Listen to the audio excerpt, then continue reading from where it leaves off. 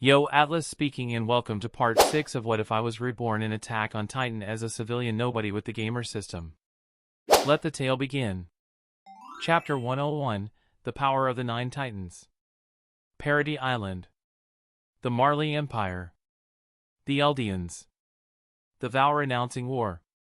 The Marley warriors' mission to seize the founding Titan. A torrent of shocking revelations shattered everything the Survey Corps once believed in. Their entire worldview cracked and collapsed. It turns out the world is vast. It turns out the walls only cover an island. Beyond them, there are other humans. It turns out the Titans outside the walls are of the same blood. It turns out the king always had the power to prevent calamity. It turns out Erwin had always believed his will was unshakable. Yet now, as Ymir's words tore down everything he thought he knew, he realized he had underestimated the weight of truth. His mind reeled. If this was reality, what meaning did their years of exploration, their loyalty to the crown, or their sacrifices even hold? Levi, usually the unflinching strongest soldier, stood silent. Petra's mind was blank, her face pale. Mike clenched his fists, unable to form words. Even Hanji, driven by boundless curiosity, could only mutter fragments, the truth burning in her mind yet too vast to comprehend. Locke studied their faces and knew they could not fully accept this truth in one day. He cut through their daze with his steady voice. "Commander, you haven't reported Ymir's existence to the royal government yet, have you?" "Not yet." Erwin's brow furrowed. "Locke, what are you implying?" Locke's gaze hardened. "Given what we know now, it's best not to report her at all." Silence. Their instincts told them to protest. But the words Ymir had spoken still echoed too strongly. Their faith in the king had already cracked. Blind obedience suddenly felt dangerous. Erwin drew a long breath. His chest tightened with unease as he looked at Locke's calm face. "You're not shaken at all by this?" Everyone turned their eyes on him. If not for Locke's known origin in Shiganshina, they would have suspected him of being Marleyan himself.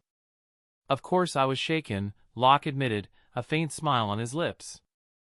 "But more than that, I'm relieved. For the first time, the path ahead isn't lost in fog. The enemy is no longer hidden in shadow. Until now, we were cicadas hunted by mantises, ignorant of the oriole waiting behind.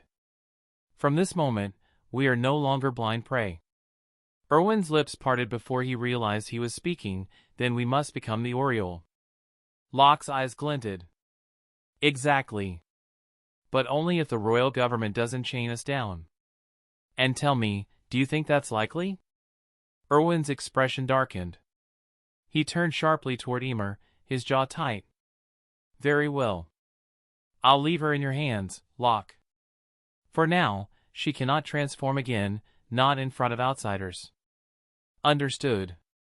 Locke placed a hand on Ymir's shoulder. She blinked, then answered, "Got it." With a curt nod, Erwin turned and strode away. He needed space, solitude, anywhere to steady the chaos inside. A pang of regret gnawed at him. Had he handed Ymir over to the military police, there would be no conflict, no torment. But then again, would living in ignorance forever truly be better? Could a king who hides behind walls, indifferent to his people's suffering, still deserve loyalty? His heart warred with itself. Which path was right? Where did the future lie? Mike broke the silence next. His deep voice carried resignation.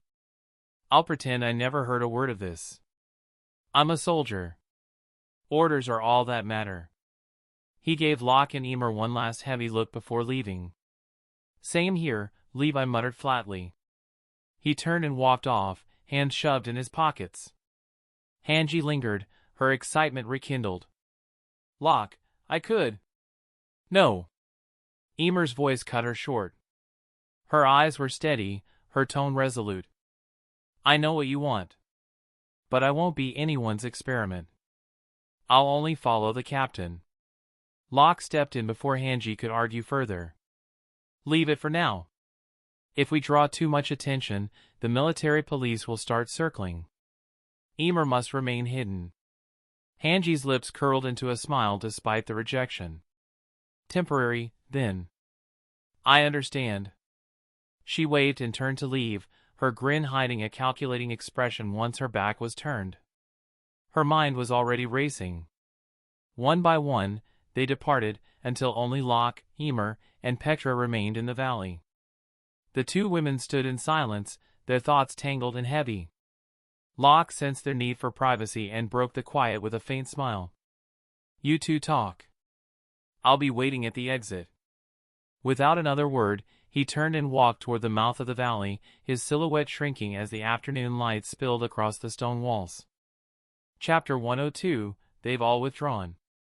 Standing at the exit of the valley, Locke found that all the guards had withdrawn. He couldn't help but admire Erwin's swiftness.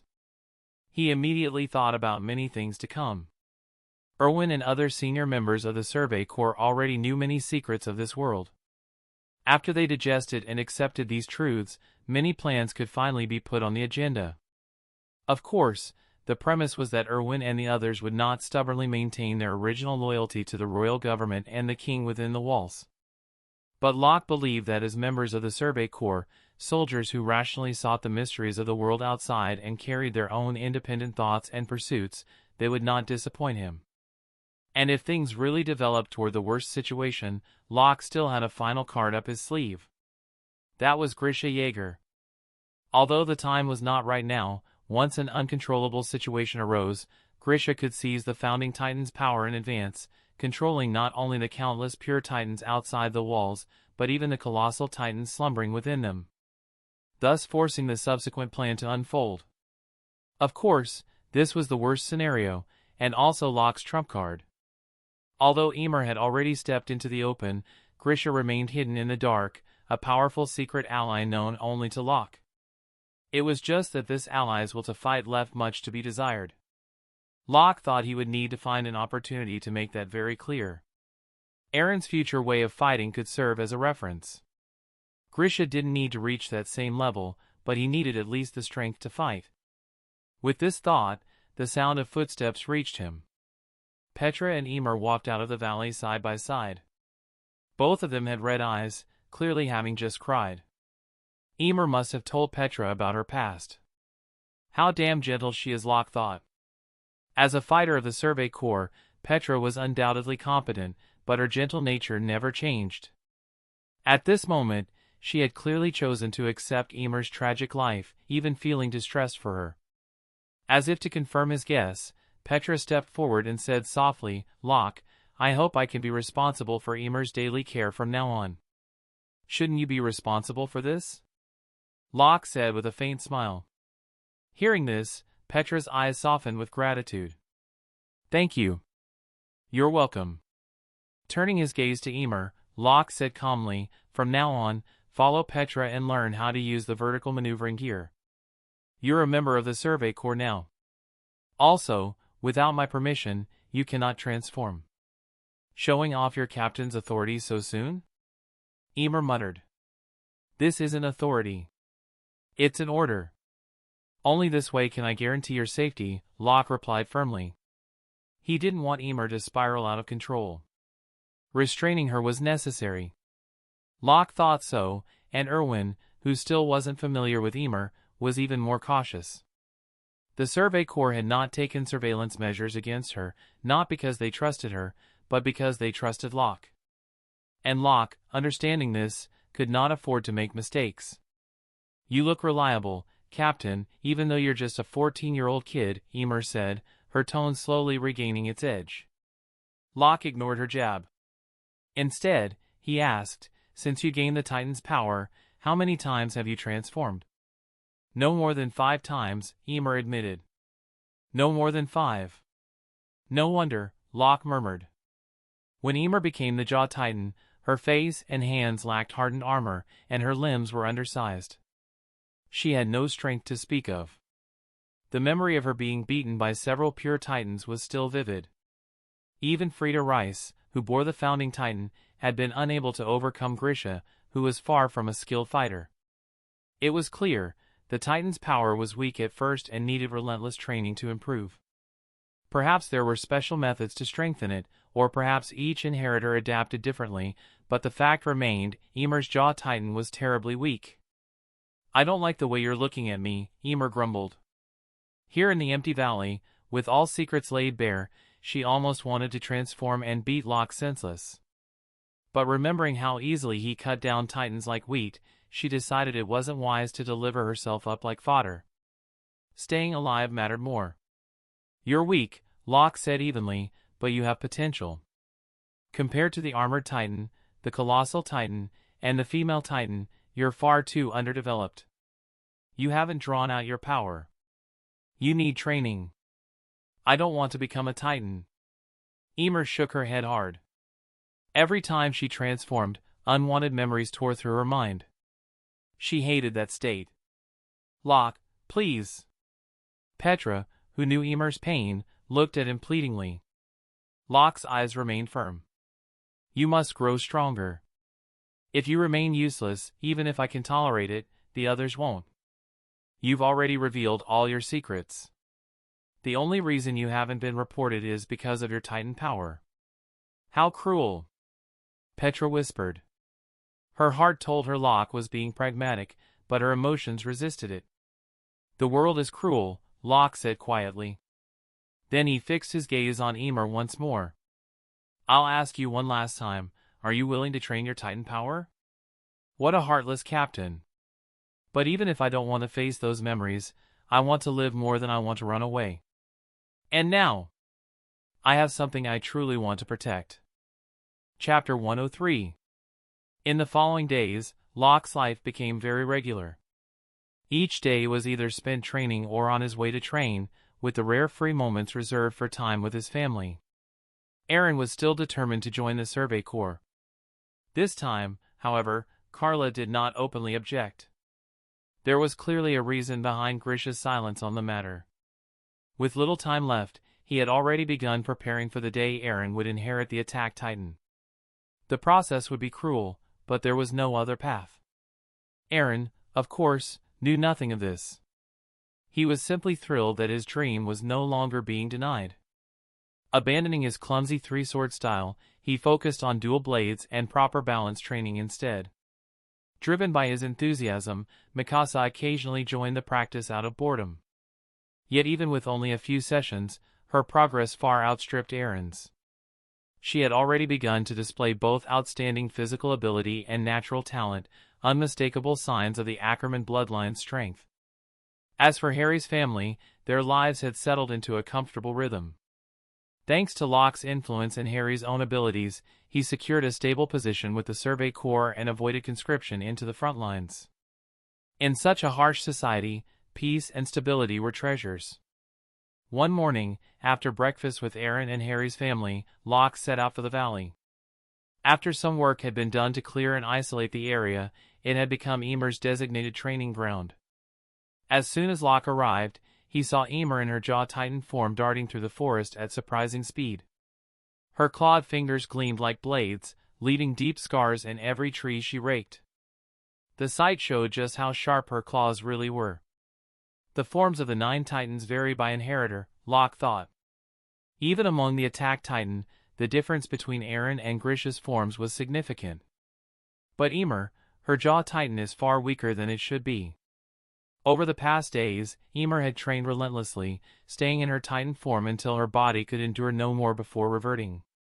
Yet even with such intensity, her form hadn't improved. She was nothing like the stronger, hardened jaw titan that Locke remembered seeing later. Her size, speed, and strength all seemed stunted. This shouldn't be the case. Does she still have hidden abilities waiting to be drawn out? Locke wondered. At that moment, Ymir sensed his arrival. She charged toward him, jaws snapping, her serrated teeth glinting menacingly in the sunlight. "Ymir, stop!" Petra cried out in alarm. But Ymir ignored her, barreling straight at Locke. Just as they were about to collide, she suddenly leapt upward, sailing overhead with a mocking glint in her eyes. Her triumph was short-lived. A flash of steel cut the air. SHHK. Locke's blade severed her right foot mid-leap. Thud! Emer crashed to the ground, tumoring until she lay sprawled in the dirt. She scrambled upright, staring at her half-severed foot with visible frustration. Petra rushed forward, panic in her voice. "Locke! What are you doing? How can you just—" "I cut the Titan's foot, not Emer's," Locke interrupted calmly. He gestured toward the limb already steaming and regenerating. "You know how Titans heal. This is nothing." Petra fell silent, unable to argue. Emer's steaming form reared before Locke, annoyance burning in her Titan eyes. "Isn't that a little ruthless, Captain?" "I don't like things that stay flat," Locke replied cryptically. Both Emer and Petra froze, baffled. Then, belatedly, they understood. Emer's mouth twitched with irritation, while Petra blushed and instinctively straightened her posture. Before either could speak, hurried footsteps echoed through the valley. Hang appeared at the entrance, her voice urgent. "Locke! The commander wants to see you." "Got it. I'll head over right away." But Hang didn't move on. Instead, her wide eyes stayed fixed on Emer's Titan form. Locke smirked. "Still not done studying that strange creature of yours?" "No," Hang admitted honestly. "I just want to talk to Emer." Her expression was so earnest that even Locke was momentarily disarmed. He turned toward Emer. "What do you think?" Emer began, ready to refuse. But Petra tugged at her sleeve gently. With a sigh, Emer relented and gave a reluctant nod. "Then I'll leave you to it," Locke said, already turning away. He mounted up and rode quickly toward the garrison. Erwin had been absent for days, wrestling with what Emer had revealed. If he was calling Locke now, it meant he had reached a decision, perhaps even begun drafting the Survey Corps' next strategy. "You won't let me down, Commander Erwin," Locke thought as he spurred his horse faster. The ride was short, and Locke soon arrived at the base. Entering the commander's office, he found everything unchanged, the neat order of the room reflecting Erwin's disciplined nature. "You're here." Erwin's composure had returned. Gone was the flicker of doubt. He stood tall, calm, and unreadable. "Commander," Locke said directly, "what do you want of me?" Erwin met his eyes. "I've considered Emer's words carefully. I admit, they shook me, but now I've decided. Our goal remains the same. The Survey Corps' purpose has never changed, for the freedom of humanity." "So, Commander," Locke asked, his voice steady, "what's the plan?" Chapter 104. Emer's matter will not be reported. I've already explained this to Levi and the others. Because it's serious, only a few of us know for now. You understand what needs to be done. Erwin's sharp eyes locked onto Locke. The main issue now is how to draw out those who have infiltrated the walls from Marley. Locke nodded. We can't be sure if they've entered the city yet. Even though Emer described their appearance and formation, we're still passive. But if we can replicate their likeness, the problem is solved. Erwin fell silent, not because Locke was wrong, but because he had been too precise. Everything Erwin had in mind had been laid out before he could say it. With no choice but to acknowledge it, he replied seriously. I thought the same. I'll trouble you then. Please draw their likenesses based on Emer's description. They don't need to be exact, 50 or 60% similarity will do. Locke's eyes sharpened. So the commander intends. Exactly. I'll issue a nationwide wanted notice for these people. Lure the snake out of its hole. Locke murmured, then nodded. I'll begin right away. Thank you for your hard work, Erwin said. This is what I should do. Locke left the office. He agreed with Erwin's plan. Even though he already knew much about the Marleyan team and had shifted from passive to active, their very presence remained a huge hidden danger. If they did not surface, the fragile regime inside the walls could be thrown into chaos at any time. The initiative had to be seized. As for Emer, the fewer who knew her truth, the better. That meant Locke could not seek out a painter. He had to do it himself. Erwin's reassurance almost made him laugh. 5 or 6 points of similarity? If he wanted, he could sketch Reiner, Bertolt, and Annie with near-perfect accuracy. The problem was not ability but restraint. And so, in the days that followed, Locke poured himself into the work. His progress shocked Emer and Petra. He worked without rest, without food, almost possessed.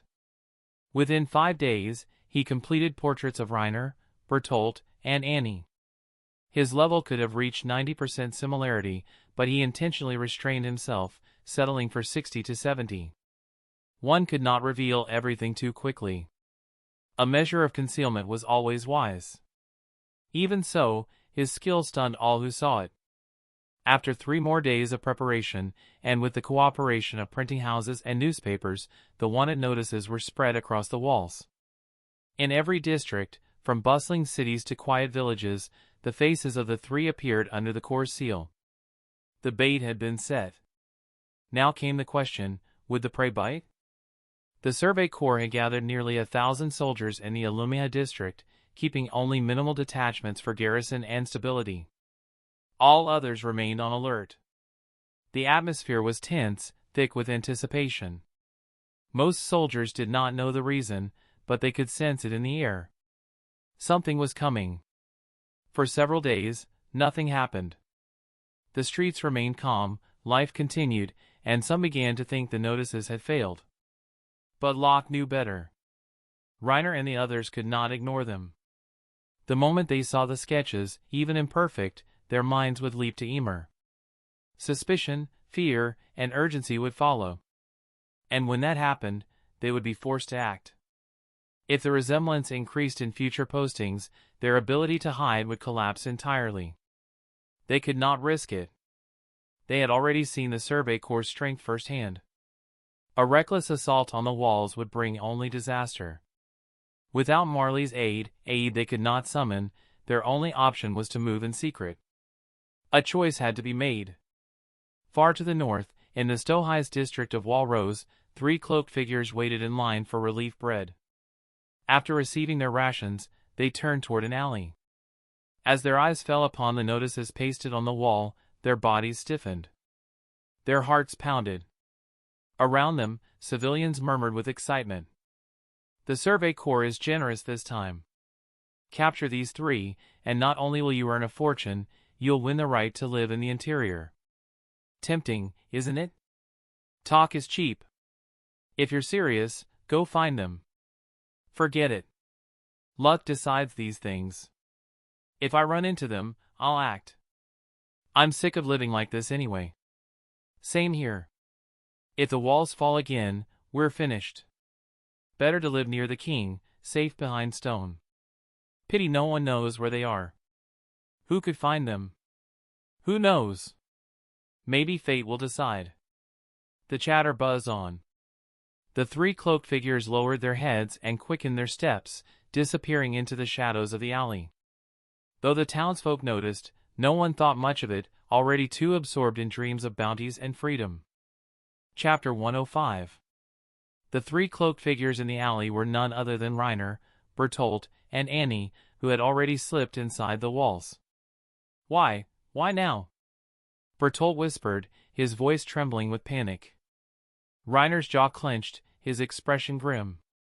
Annie, quiet as ever, chewed her bread slowly, her pale eyes calm though the tension in her posture betrayed her thoughts. They were still young. Barely into their teens, soldiers only in name. Training and duty had been hammered into them since childhood, but in the end, they were still children, and their composure frayed under the weight of what they faced. Keep your voice down. Reiner hissed, his tone sharp. If we're overheard, it's over. Annie finally spoke, her voice low and even. Marcel. At the mention of their fallen comrade, both Reiner and Bertolt froze. The name cut like a blade. Annie's expression didn't waver as she continued, the Titan who killed Marcel was controlled by someone inside these walls.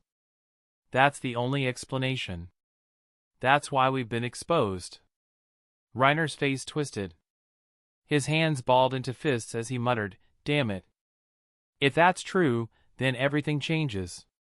Bertolt's eyes darted anxiously. Then what do we do?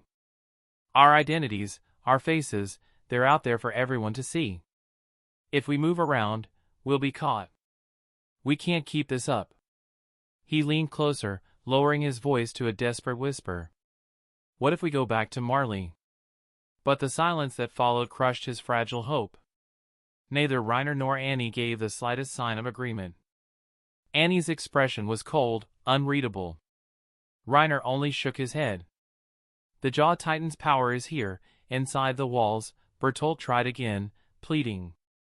That alone is reason enough to return with what we've learned. The mission's impossible, why should we throw ourselves away? Reiner let out a bitter sigh. We can't go back. Why not? Bertolt's voice cracked with frustration. We've failed, the mission is ruined. Annie's flat reply cut through the air, because there's no choice. Bertolt swallowed, the words catching in his throat. Reiner's tone hardened. Bertolt, listen. Annie is right. We don't have the luxury of retreat.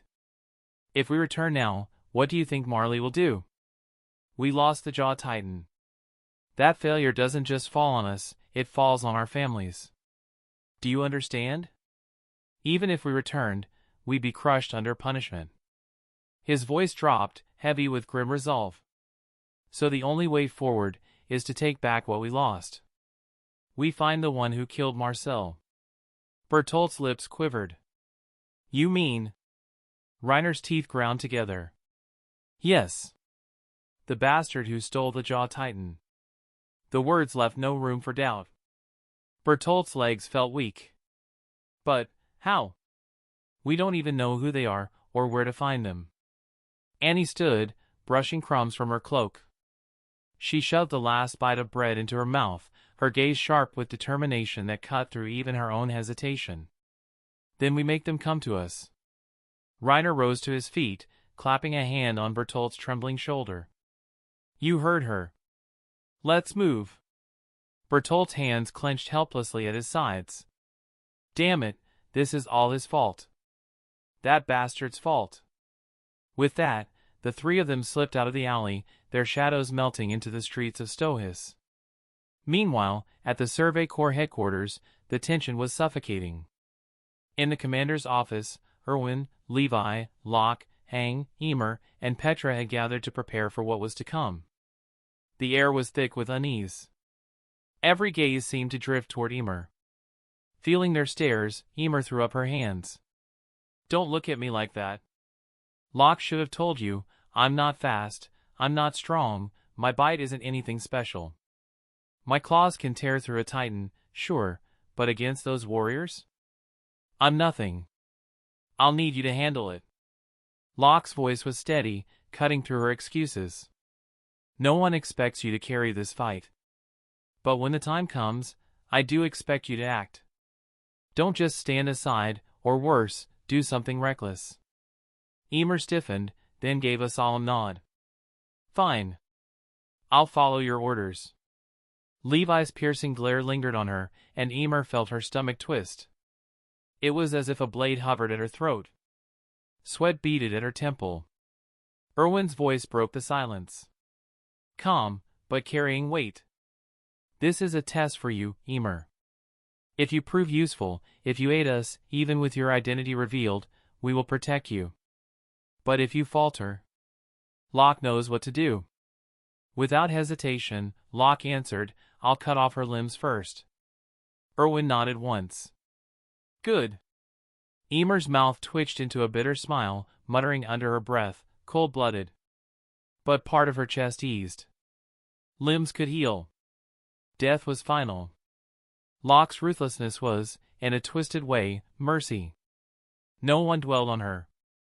She was bait, nothing more. Erwin scanned the room, preparing to assign roles and contingencies. But before he could continue, a sharp knock rattled the door. Report!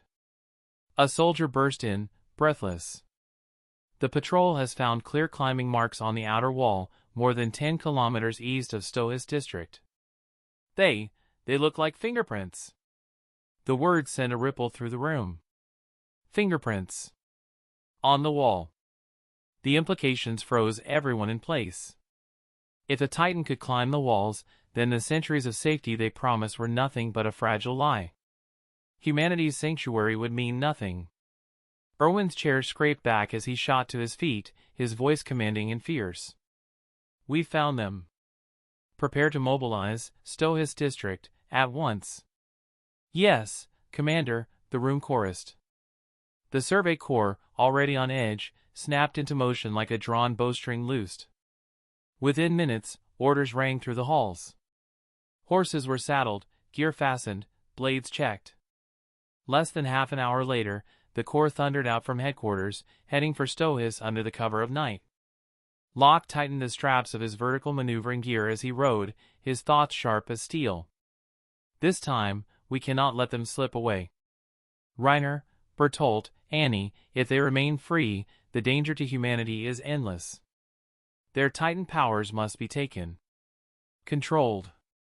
But even as his resolve hardened, a shadow of doubt crept into his mind.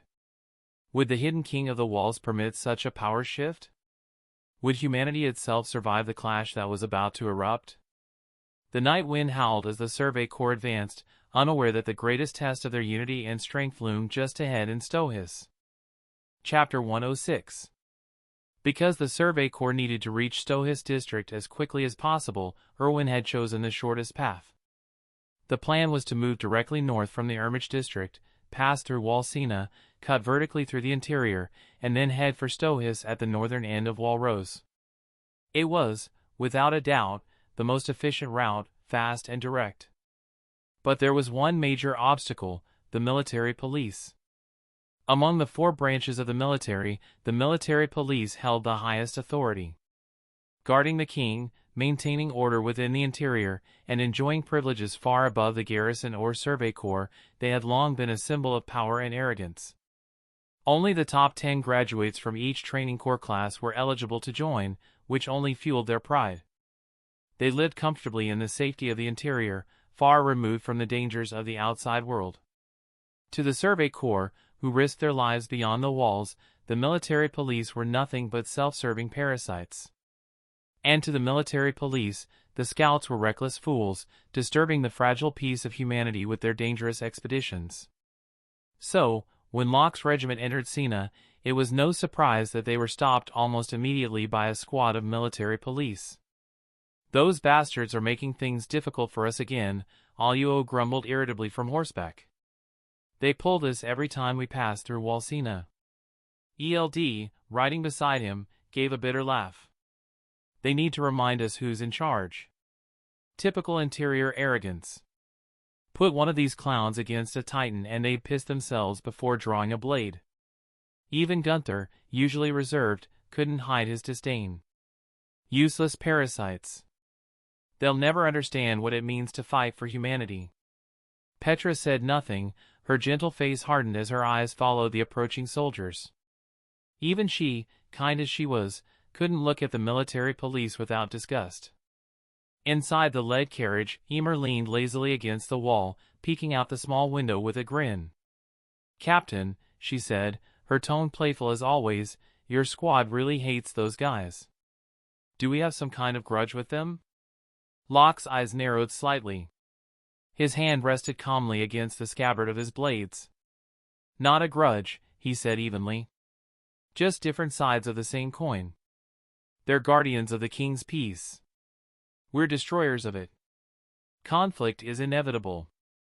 He didn't add the rest of his thoughts, that the entire military police was nothing more than a tool of the corrupt monarchy, a leash designed to restrain the scouts. On paper, the military police could command the garrison and mobilize 5 times the forces of the Survey Corps. And if one counted the Central Interior Police, led by Kenny Ackerman, their power was even greater. But Locke had fought titans, soldiers, and monsters in human skin. He knew true strength. And he knew these men had none. Emer mused, tilting her head toward Petra outside. "If you want, we can let sweet Petra ride inside instead. She looks like she could use a break." Locke didn't even glance at her. "After we're through the interior, we'll switch. Until then, stay quiet." His gaze was locked on the soldiers riding toward them, sharp and steady. The military police stopped the convoy. One of them, a young man in his 20s, swaggered up to Locke's carriage and yanked the curtain aside. He glanced inside lazily, his smirk growing wider when his eyes fell on Locke. "So you're the one they call a prodigy," the man sneered. "Locke, the so-called god of the battlefield." "Humph. You look pretty ordinary to me." Silence. Locke's right hand tightened around the hilt of his blade. His voice came low and cold. "Are you provoking me?" The soldier flinched. The sudden weight of Locke's killing intent made his throat tighten. He forced a crooked grin under the stares of his comrades. TCH, kids these days can't even take a joke. With that, he dropped the curtain and quickly turned away, his pride already burning under the laughter of the other MPs. Emer chuckled. "Captain, that was cold. But effective." "They only understand strength," Locke replied. "If you retreat, they'll walk all over you. Stand firm, and they'll back down. They talk tough, but they won't dare raise a hand against us." His tone didn't change, but everyone nearby heard the steel in his words. Even Aluo, ELD, and Gunther outside the carriage relaxed slightly, their respect for Locke deepening. He wasn't only fearless before Titans, he carried the same unyielding strength in every confrontation. A true leader. The inspection dragged on for more than half an hour. 600 scouts, nearly the entire regiment, had to be checked, and the military police milked every second of their authority. Locke's patience thinned with each wasted moment. These men had once been the strongest of their training corps, but years of decadence had rotted their spirits. In Locke's eyes, they weren't soldiers anymore, just bloated parasites sucking life from the interior. When the convoy finally rolled forward again, Locke caught sight of the senior officers of the military police standing smugly by the roadside, eyes gleaming with superiority. Behind them, the younger soldiers watched the scouts pass with mocking smiles, as though this war-born regiment was nothing but a curiosity. Locke's jaw clenched. He thought of the future, of what would happen when true war reached inside these walls. Men like these would crumble in seconds. When he held power, he would make sure of it. Kenny's killers had value. A few others might be retrained. But the rest? He would cut the dead flesh from the interior without hesitation. The convoy pressed on. Past the polished streets, the bright lamps, and the luxurious buildings of the interior. But no one in the regiment cared to look. Their minds were fixed on the road ahead, on their mission. And yet, high above them, inside the tallest tower in the interior, they were being watched. A pair of sharp eyes followed the convoy's every move until it vanished into the night.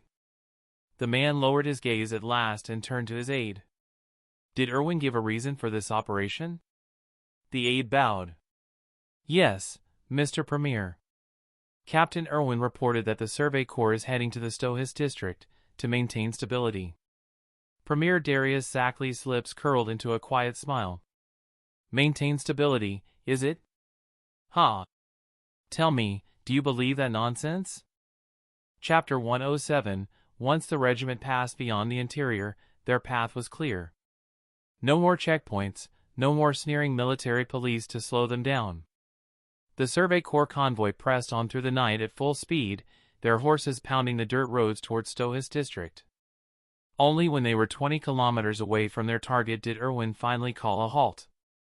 The decision wasn't made lightly. But the men were spent, days of relentless marching and riding had drained them.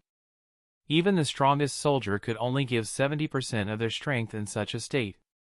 And the threat they were heading toward was not a band of mindless titans, but 3 intelligent warriors of Marley.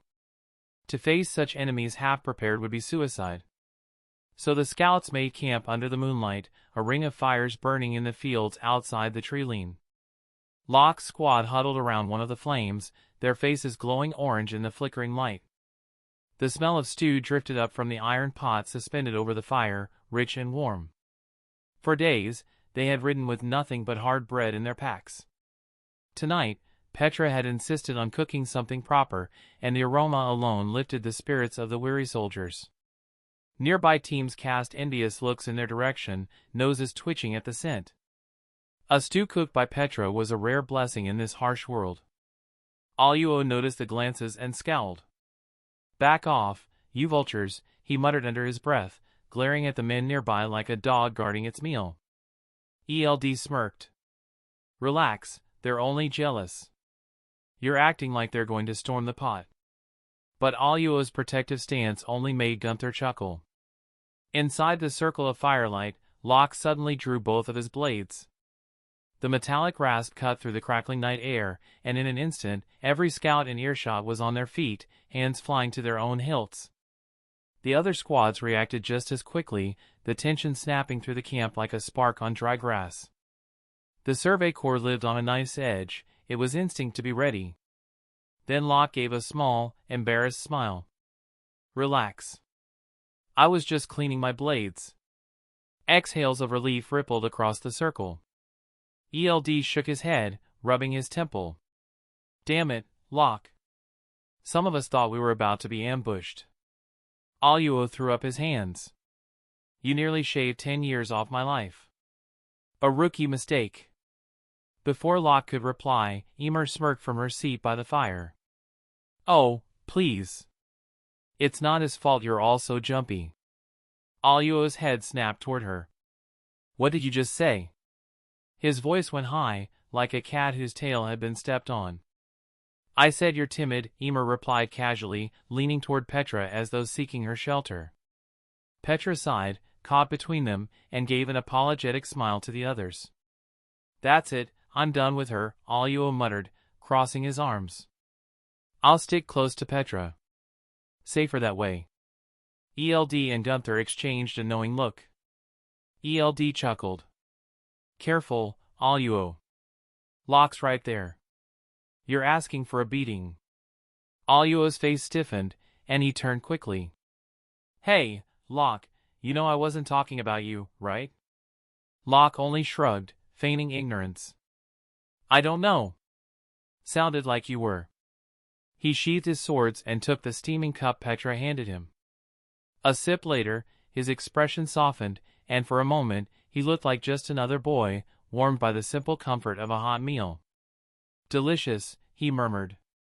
"Petra, whoever marries you someday will be the luckiest man alive, getting to eat like this every day." Petra's face flushed red. She shoved 2 fresh loaves of bread into his arms. "Eat more. And stop talking nonsense." The others erupted at once. "Unfair!" ELD cried. Gunther nodded firmly, while Aluo sputtered indignantly. Even Emer, smirking as always, jabbed at Petra with mock jealousy. The laughter swelled, warm and alive, chasing away the darkness. For a little while, the war beyond the horizon felt distant.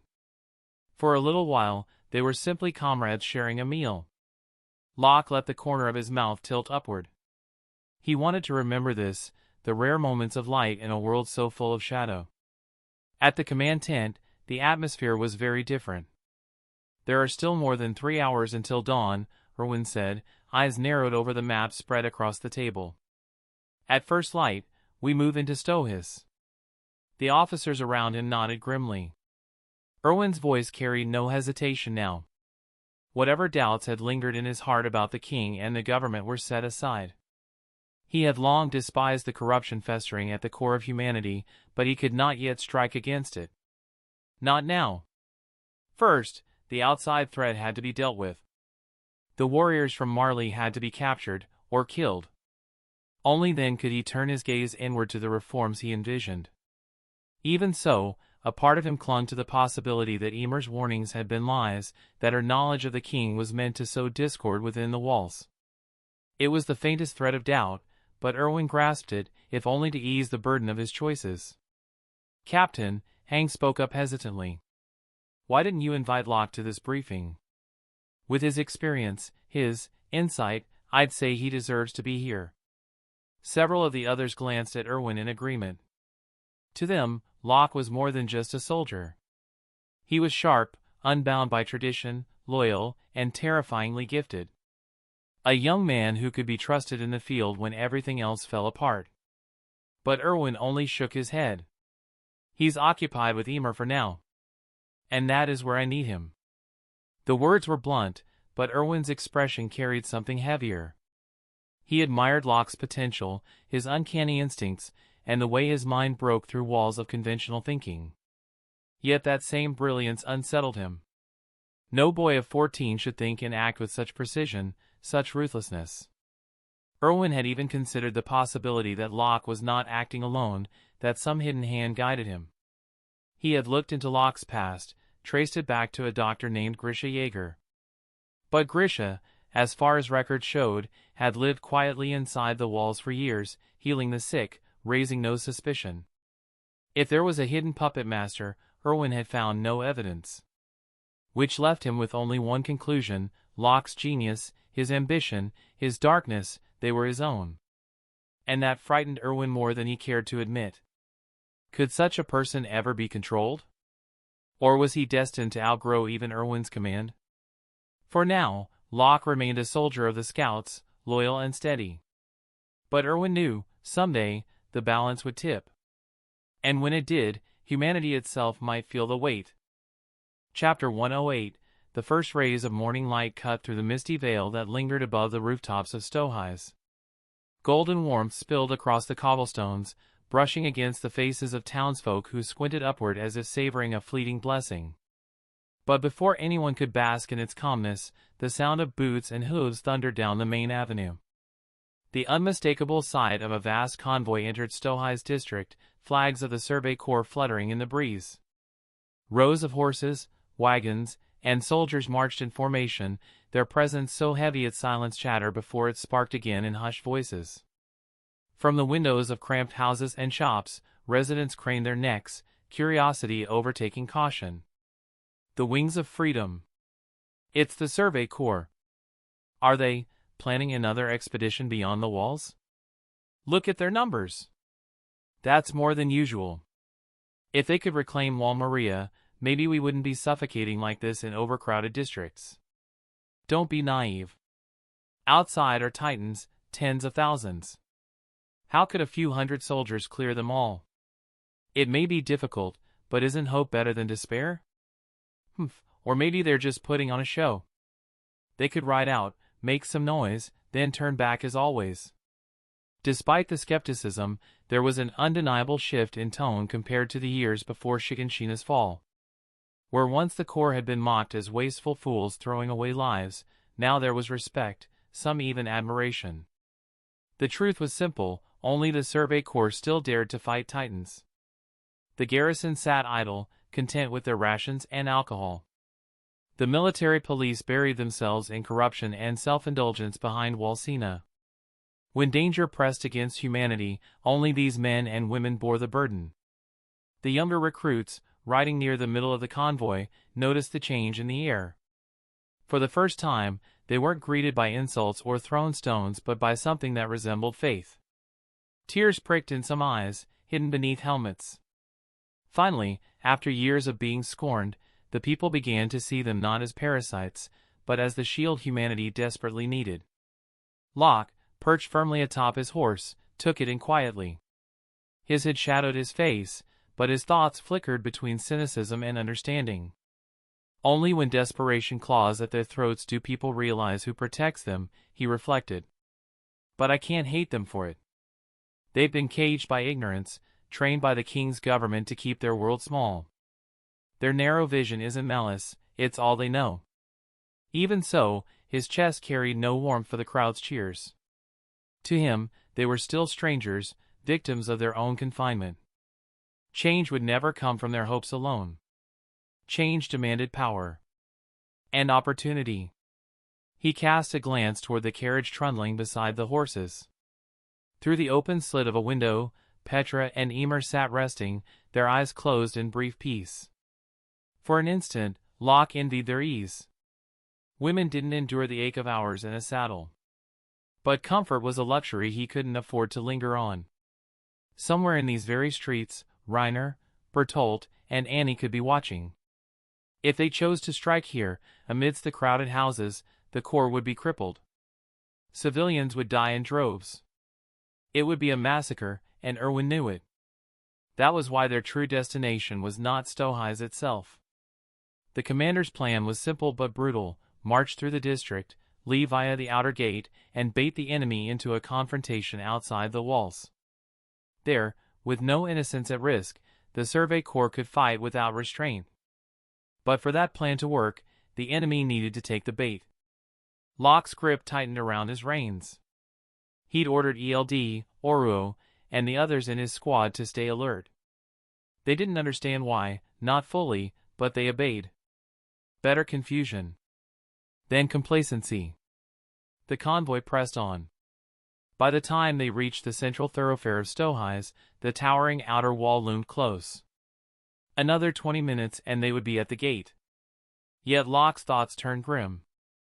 In all their planning, one moment remained dangerously vulnerable: the transition at the gate.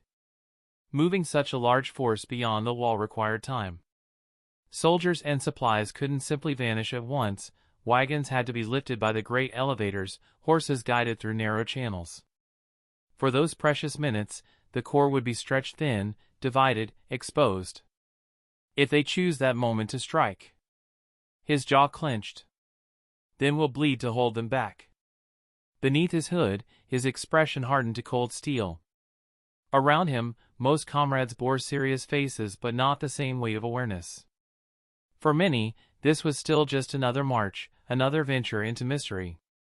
They carried nerves, yes, but also an almost youthful curiosity. They did not yet know the shadow hanging over them. They would soon. High above, across the rooftops near the gate, 3 hooded figures crouched low, watching the line of soldiers snake closer. Reiner. Bertolt. Annie. They had been waiting.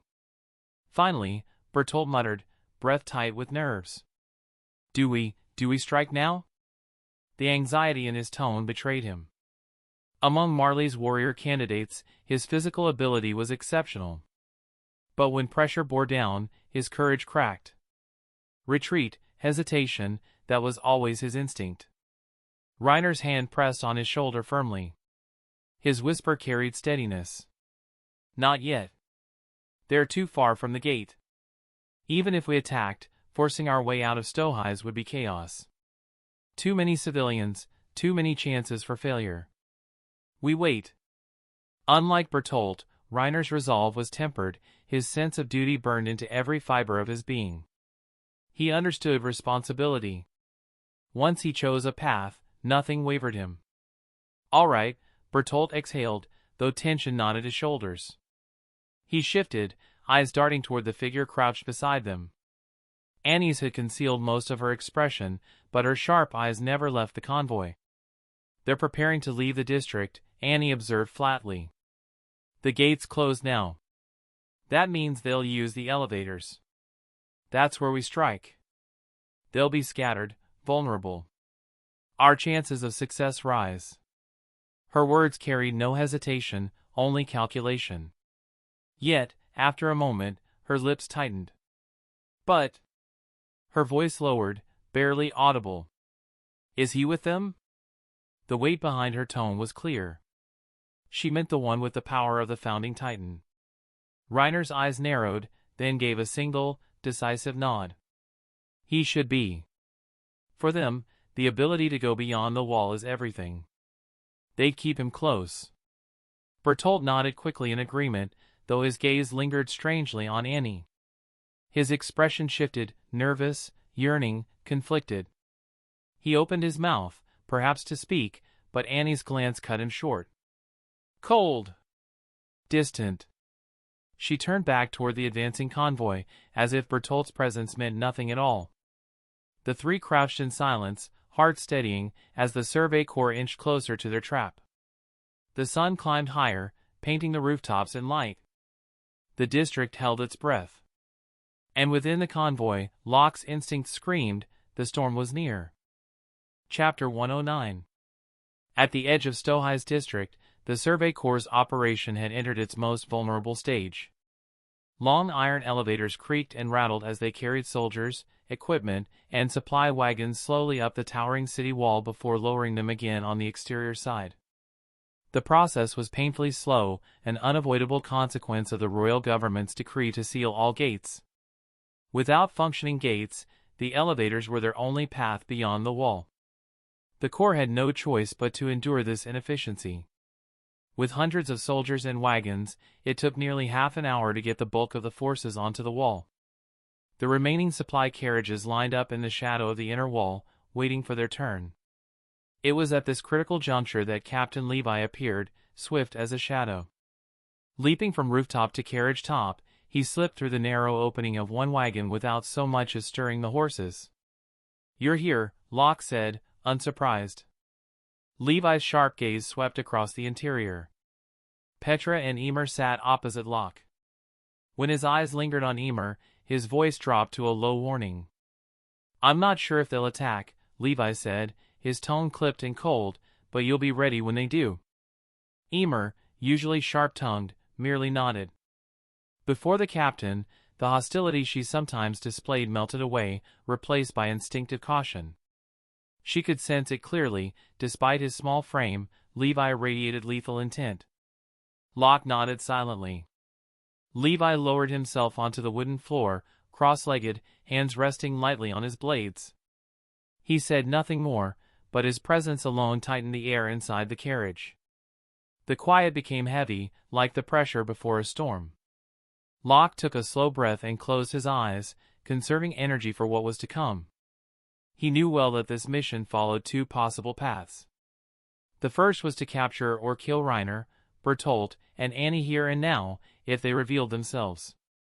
The second was to push northward after departure, toward Wall Maria, to assess its current state and plan a full-scale operation to reclaim their homeland. The second path was inevitable regardless of what happened. Humanity could not survive indefinitely within its shrinking cage. Retaking Wall Maria wasn't just an ambition, it was a necessity. Minutes passed. Eventually, it was Locke's carriage's turn. Without unloading, the wagon rolled onto the iron platform. Chains groaned, and the elevator began to ascend, carrying them slowly toward the sunlight above. That was when it happened. Above, on the ramparts, the garrison soldiers suddenly stiffened. One man pointed toward the open fields beyond the district, his voice cracking. "Titans, huge ones!" Another shouted, panic rising. "There's an entire group, heading this way." Smoke trails from their movements curled into the sky. At their head, unmistakable even at a distance, charged the armored Titan. The sight sent a shudder through every soldier on the wall. The elevator operator froze. His hands slipped on the levers. The platform jerked to a halt midair, leaving Locke's carriage suspended between ground and wall. Inside, Petra's eyes widened. "Locke, we—" "Don't move," Locke cut her off sharply. "Trust the captain and the others." Petra swallowed, then nodded. Beside her, Emer's palm had gone cold. Petra placed her hand over it gently. "Don't worry. I'll protect you," Petra whispered. Emer's eyes hardened, and she replied quietly but firmly. "No. I'll protect you." Levi's eyes flicked toward them, puzzled by their exchange, then shifted back to Locke.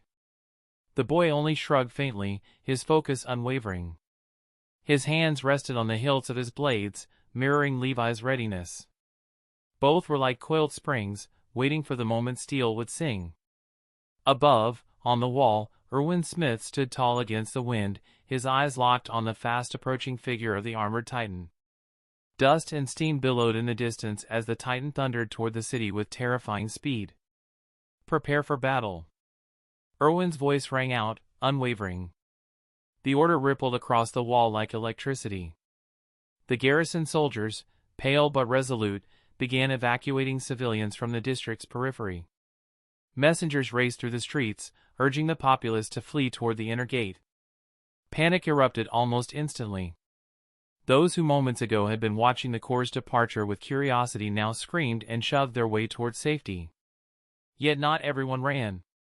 Among the refugees from Wall Maria, the sight of the armored Titan awoke something different. Fear, yes, but also hatred. Deep, festering hatred. These people had already lost everything: homes, dignity, families. They'd spent years crammed into slums, begging for relief, treated like burdens by their fellow countrymen. What more did they have left to lose? Their eyes bloodshot, they seized whatever they could: rusted tools, spears, farm equipment, and ran toward the wall. They didn't run away. They ran toward the coming Titans. They weren't fearless. They were broken people with nothing left but rage. If death were inevitable, they would meet it on their feet, not their knees. Soldiers on the wall and within the district froze in shock at the sight of this ragged wave of civilians charging toward their own destruction. Are they insane? Bertolt hissed from his hiding place. Annie's expression flickered for just a heartbeat, something like recognition, before hardening again. They're desperate, she replied flatly. Just like us. Enough waiting. We move now. The target is inside that carriage. Her gaze fixed on Locke's suspended wagon. She stood, withdrew a knife, and without hesitation, undragged it across her palm. Lightning split the sky. The transformation flashed tore through the air like a cannon blast. Every soldier's head snapped toward the source. On the wall, Erwin's eyes sharpened. As expected, they're making their move here. Below, inside the carriage, Locke felt the surge before he saw it. Levi's eyes flashed, and in the next heartbeat, he was gone, bursting through the window and streaking through the air toward the source of the explosion. His target, the female Titan. The Locke didn't move yet. His role would come soon. Above, soldiers scrambled into position. The ground trembled as the armored Titan continued its charge, the smaller pure Titans trailing behind in a grotesque pack. This was it. The bait had been taken. Chapter 110, City, why is there a Titan inside the city? Run! The Titans are here! Titans! They've breached the wall. Rumble! With a deafening crash, the massive stone gate that had been sealed shut was blasted apart, leaving a jagged hole nearly 5 meters wide and more than 10 meters high. Through the swirling dust and shattered debris, a towering figure covered in plates of hardened armor charged into the Stohis district, the armored Titan. On the right flank, the female Titan darted forward with terrifying speed. Behind them, a swarm of pure Titans, led from beyond the wall, poured in like a flood. The sudden assault plunged the entire district into chaos. Civilians screamed as panic rippled through the streets. The Survey Corps recovered quickly after their initial shock, rallying according to Erwin's prior plans. ODM gear snapped and hissed as soldiers launched into the air, maneuvering toward the invading Titans. But the garrison regiment and the military police were another story. The garrison troops froze, eyes wide in disbelief. Many of the military police, pampered and complacent within the walls, completely broke down. Some stood paralyzed, others collapsed where they stood, urine staining their trousers. It was hard to imagine that these were supposedly the elite graduates of the training corps, a painful reminder of how many capable soldiers were wasted by the corrupt system. From his vantage point atop the wall, Commander Erwin watched grimly. He had always known this plan carried immense risk for the civilians of Stohis, but there was no alternative. To lure the enemy's forces into the open, they had to allow the Titans to breach and strike here. The civilians were collateral in a much larger, crueler war. For the future inside the walls, we have no choice, Erwin muttered to himself, before raising his voice. Engage the Titans. Don't let them advance unchecked. Under his orders, squads of soldiers moved into position, firing their grappling hooks and drawing blades. On top of the wall, Locke and his squad dismounted from their carriage, taking up a defensive stance. Below them, Captain Levi was already engaging the female Titan in close combat. Oro, ELD, and Gunther exchanged confused looks. Locke, isn't it time we join the fight? ELD asked, his expression tense. Yeah, Gunther added. Just standing here isn't like us. Rookie, don't tell me you're scared already, Oro smirked, though there was unease in his voice. Locke didn't respond right away. His eyes swept over the battlefield, calm and calculating. The armored Titan was rampaging through the streets. The female Titan was locked in combat with Levi. Only one was missing, the colossal Titan. Where would he appear? Locke closed his eyes for half a second, putting himself in Bertholdt's position. If he were the enemy, he would strike where their defenses were weakest, where Emer was. The sheer size, and that scalding steam. It's not going to be easy, Locke thought grimly. The enemy was hidden, while they stood in the open. They were at a severe disadvantage. But the arrow had already been knocked, there was no turning back. Suppressing the tension building in his chest, Locke turned to ELD and the others. "Don't worry," he said quietly. "Our fight will come soon." "Our fight?" The three exchanged puzzled looks. They noticed Petra and Emer standing nearby. Both looked nervous, but neither questioned Locke's words. This only deepened their confusion. Especially Emer. She was just a survivor from outside the walls, yet she lived within the Survey Corps garrison and seemed to have personal contact with the upper command. She was highly valued and now, inexplicably, she had been brought along on this critical operation, traveling in the most heavily guarded carriage of the convoy. None of it added up. Oruo and the others were just beginning to piece things together. Emer, there's something about her. But reality gave them no time to think further. The female Titan showed little interest in a direct fight. Using her crystallization ability defensively, she barreled forward. Even with his immense skill, Levi couldn't stop her alone. The rampaging Titan shattered the Survey Corps' formations, making it difficult to coordinate. "Reserve team, stop her!" Erwin's voice rang out. 50 reserve soldiers surged forward. One by one, they were crushed, torn apart, or hurled against the walls by the female Titan's casual swipes. Erwin's heart ached. These were hard-earned elites, each death represented years of training and irreplaceable potential. But in the Survey Corps, sacrifice was the norm. The casualty rate was always high. "Locke, should we?" ELD asked again, tension clear in his voice. The reserve team's strength was no match for the female Titan. Their numbers dwindled rapidly. "Wait," Locke replied firmly. He hated watching comrades die, but if they charged in recklessly now, it might play directly into the enemy's hands. If Emer were captured or killed prematurely, the entire operation would fail. Seeing Locke's steely expression, ELD hesitated, then nodded. He grabbed Oruo and Gunther before they could rush forward. This time, they chose to trust him. "Don't worry," Petra whispered to Emer, who stood rigid, trembling. "We'll protect you." Emer forced a weak smile, but the terror in her eyes was unmistakable. She'd seen bloodshed before, but never on this scale. The slaughter unfolding below brought back memories she'd buried deep, memories that left her nearly paralyzed. Locke noticed her, but didn't speak. His gaze shifted back to the battlefield. The reserve team's suicidal bravery slowed the female Titan's advance just enough for Levi to catch up. His blades flashed like silver lightning. With precise, lethal movements, Levi sliced through the female Titan's ankle tendons, forcing her to halt mid-stride. "Now," someone shouted. On top of the wall, soldiers manned the hidden launchers mounted in supply carts. The cannons swiveled and locked onto their target, the immobilized female Titan. A series of loud thunks echoed as the harpoon-like weapons fired in unison, cables lashing out to bind her limbs. Steam hissed around her as she struggled, but the trap held. Meanwhile, deep within the city, the armored Titan continued to wreak havoc, tearing through structures and scattering soldiers like insects. Civilians fled in every direction. The military police, completely unequipped for real combat, tripped over one another trying to escape. Amidst the chaos, Erwin's eyes narrowed. "It's almost time," he muttered. Somewhere nearby, Bertholdt was waiting for the perfect moment to appear. Locke tightened his grip on his blades.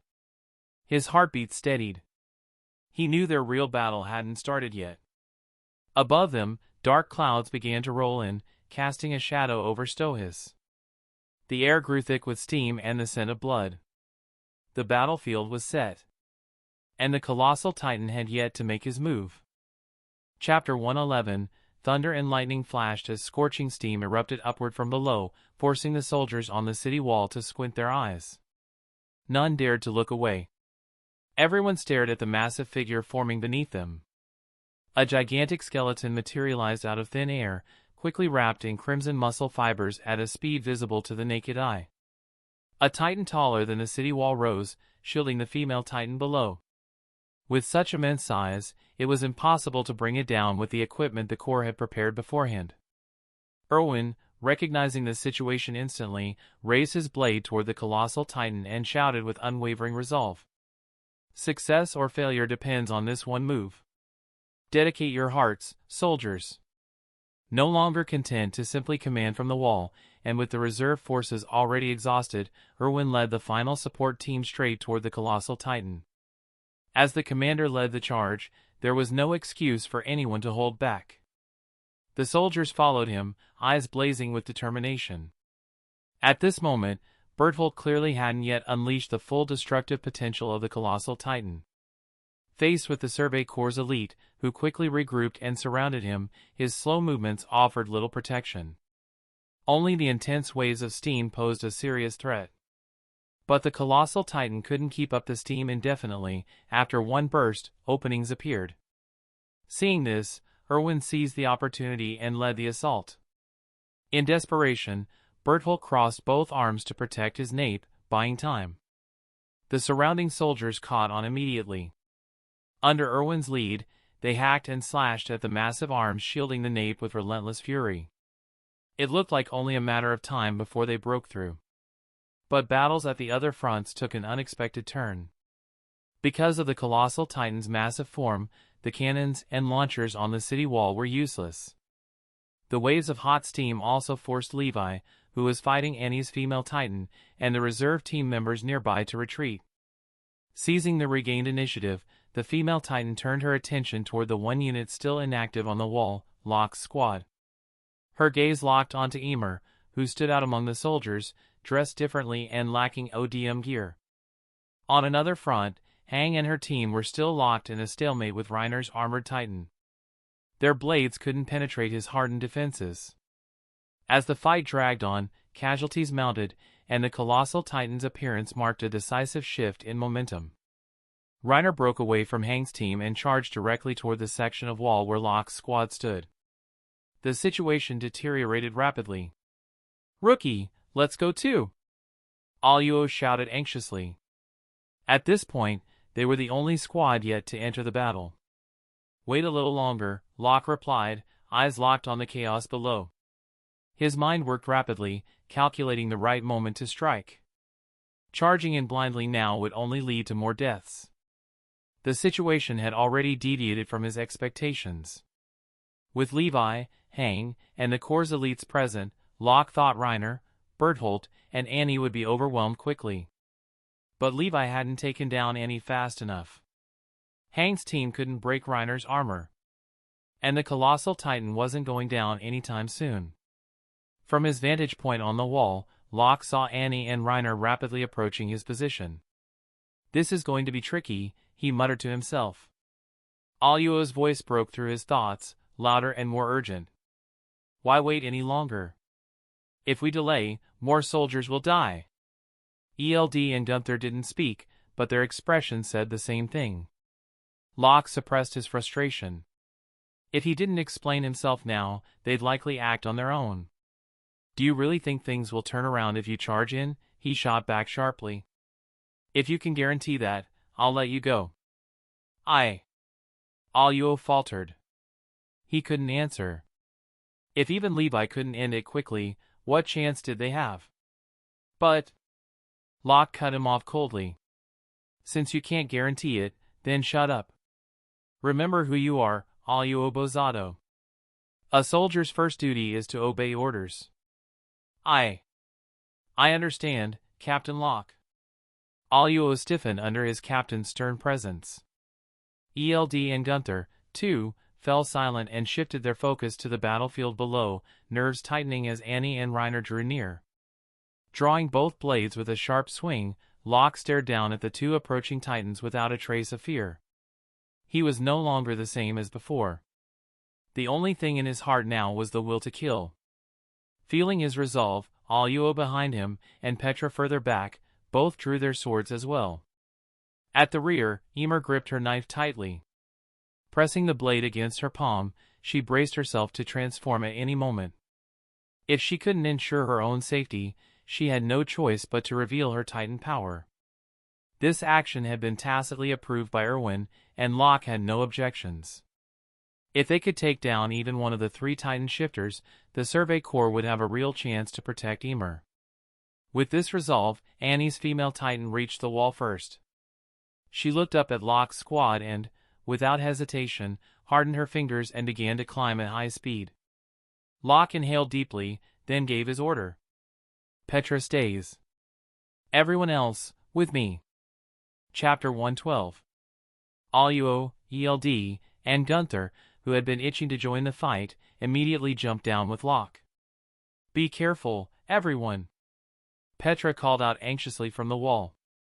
Beside her, Emer was struck by the sight. Weren't these people afraid of death? They could have chosen to stay atop the wall, waiting for others to act. No one was forcing them into the fray, they had the option to adapt, to avoid risk. But at this crucial moment, they all leapt down without a hint of hesitation. To face a Titan that could crush them like insects. Emer couldn't comprehend it. She had never truly adopted the mindset of those on Parody Island, nor had she ever fully opened her heart to anyone. Even Petra, who had formed a close bond with her, had never received Emer's full trust. Petra, however, had no time to dwell on Emer's thoughts. Her gaze was fixed on Locke and the others already engaging the female Titan. PSHHH. PSHHH. PSHHH. With bursts of compressed gas, Locke soared through the air, maneuvering skillfully above Annie's female Titan. In midair, he exchanged a glance with Aluo, ELD, and Gunther. The moment their eyes met, their intentions aligned. The 3 men swooped in together, drawing Annie's attention skyward. But Annie was no mindless Titan. As a shifter, she was highly intelligent and immediately saw through their plan. Clutching the wall with her left hand to stabilize herself, she swung her right arm in a wide arc, scattering Aluo and the others. At the same time, the nape of her neck hardened with crystallization.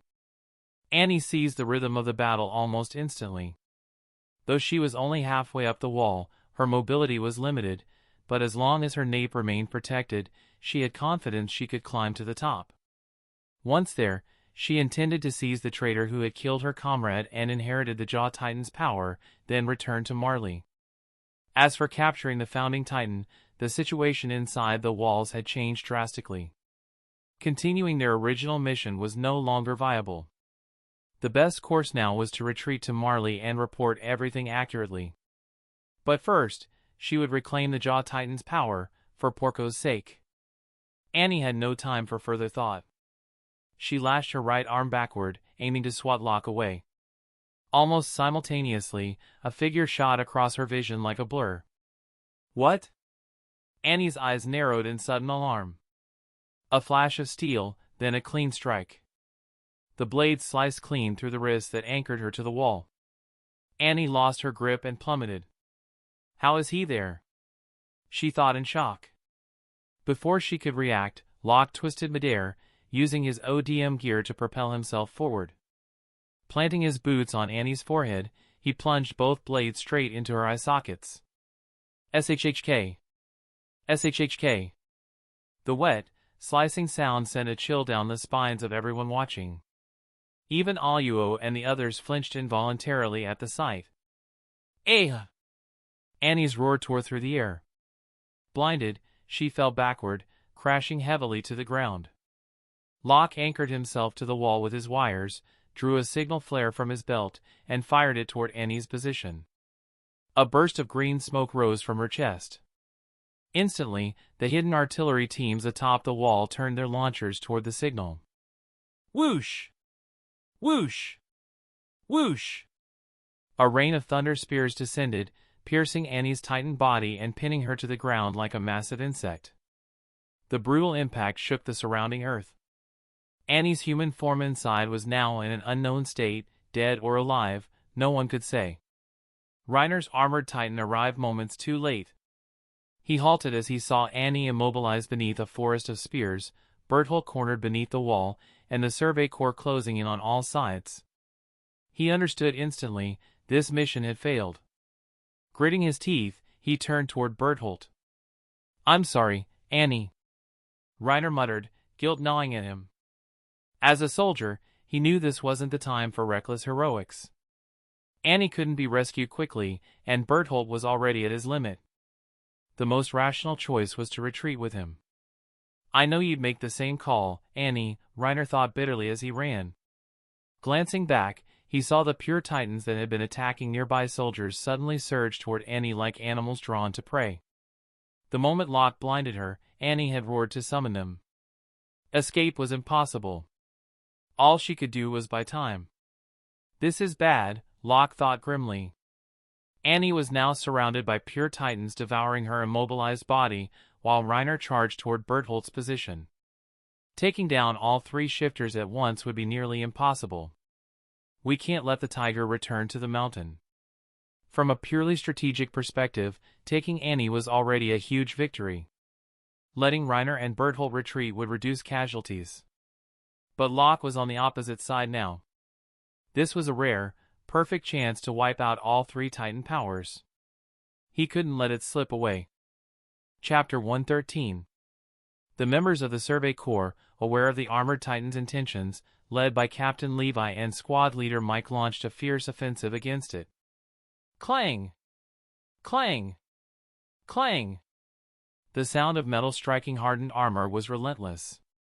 Sparks flew in every direction, but the armored Titan, with its joints and vital points shielded by impenetrable plates, ignored the attacks and charged toward the position of the colossal Titan, which was beginning to collapse.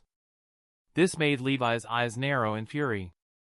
Even with his blades upgraded to the finest steel available within the walls, Levi knew their limitations. The armored Titan's plating was too dense, he could cut through sinew and flesh, but armor this thick turned every slash into a mere scratch. "We need better weapons," Levi thought coldly.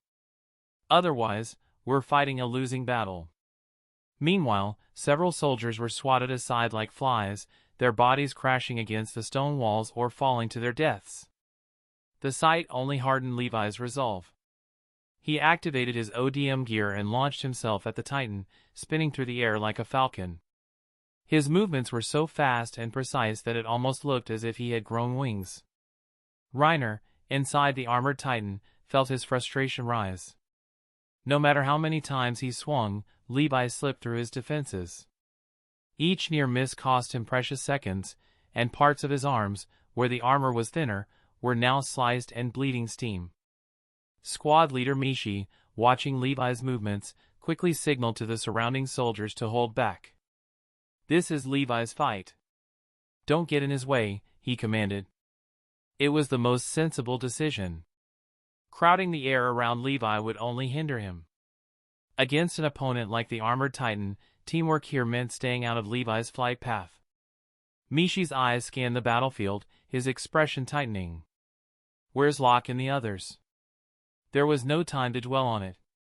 Pure Titans continued to flood through the breach in the wall. Corps members were fighting desperately to hold them back, while others surrounded the immobilized female Titan, ensuring she couldn't escape. Oruo and his squad were visibly exhausted but refused to retreat. Gritting his teeth, Mishi made a quick decision. He left 20 soldiers to hold the current line and led the rest toward Oruo's position. The captured female Titan was too valuable to risk any mistakes. His mind flashed back to the devastating battle at the outpost outside the wall, where his squad was nearly annihilated. His expression hardened. This time, they would take revenge. With a burst of gas, Mishi accelerated, leaving his squad trailing behind. His urgency was palpable. Meanwhile, Levi fought with everything he had. Even with his unmatched skill, he couldn't stop the armored Titan's advance completely. The equipment simply wasn't strong enough to break through the Titan's plating. At best, he could stall Reiner, but not indefinitely. Reiner finally broke through the last line of resistance and reached the colossal Titan's side. Berthold was in dire straits. His arms were shattered by Erwin and his team's previous attacks, and his nape was dangerously exposed. Seeing his comrade's state, Reiner tensed inside his Titan. Without hesitation, he slammed his foot down and prepared for evacuation.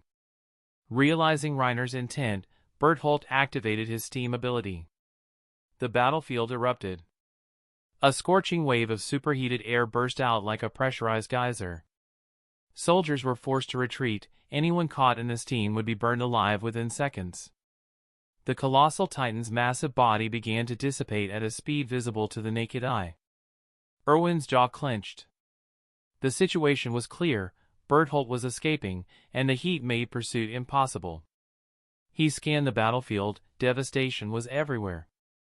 Buildings were flattened, the ground was scarred with craters and bloodstains, and Titan corpses were strewn about like discarded dolls.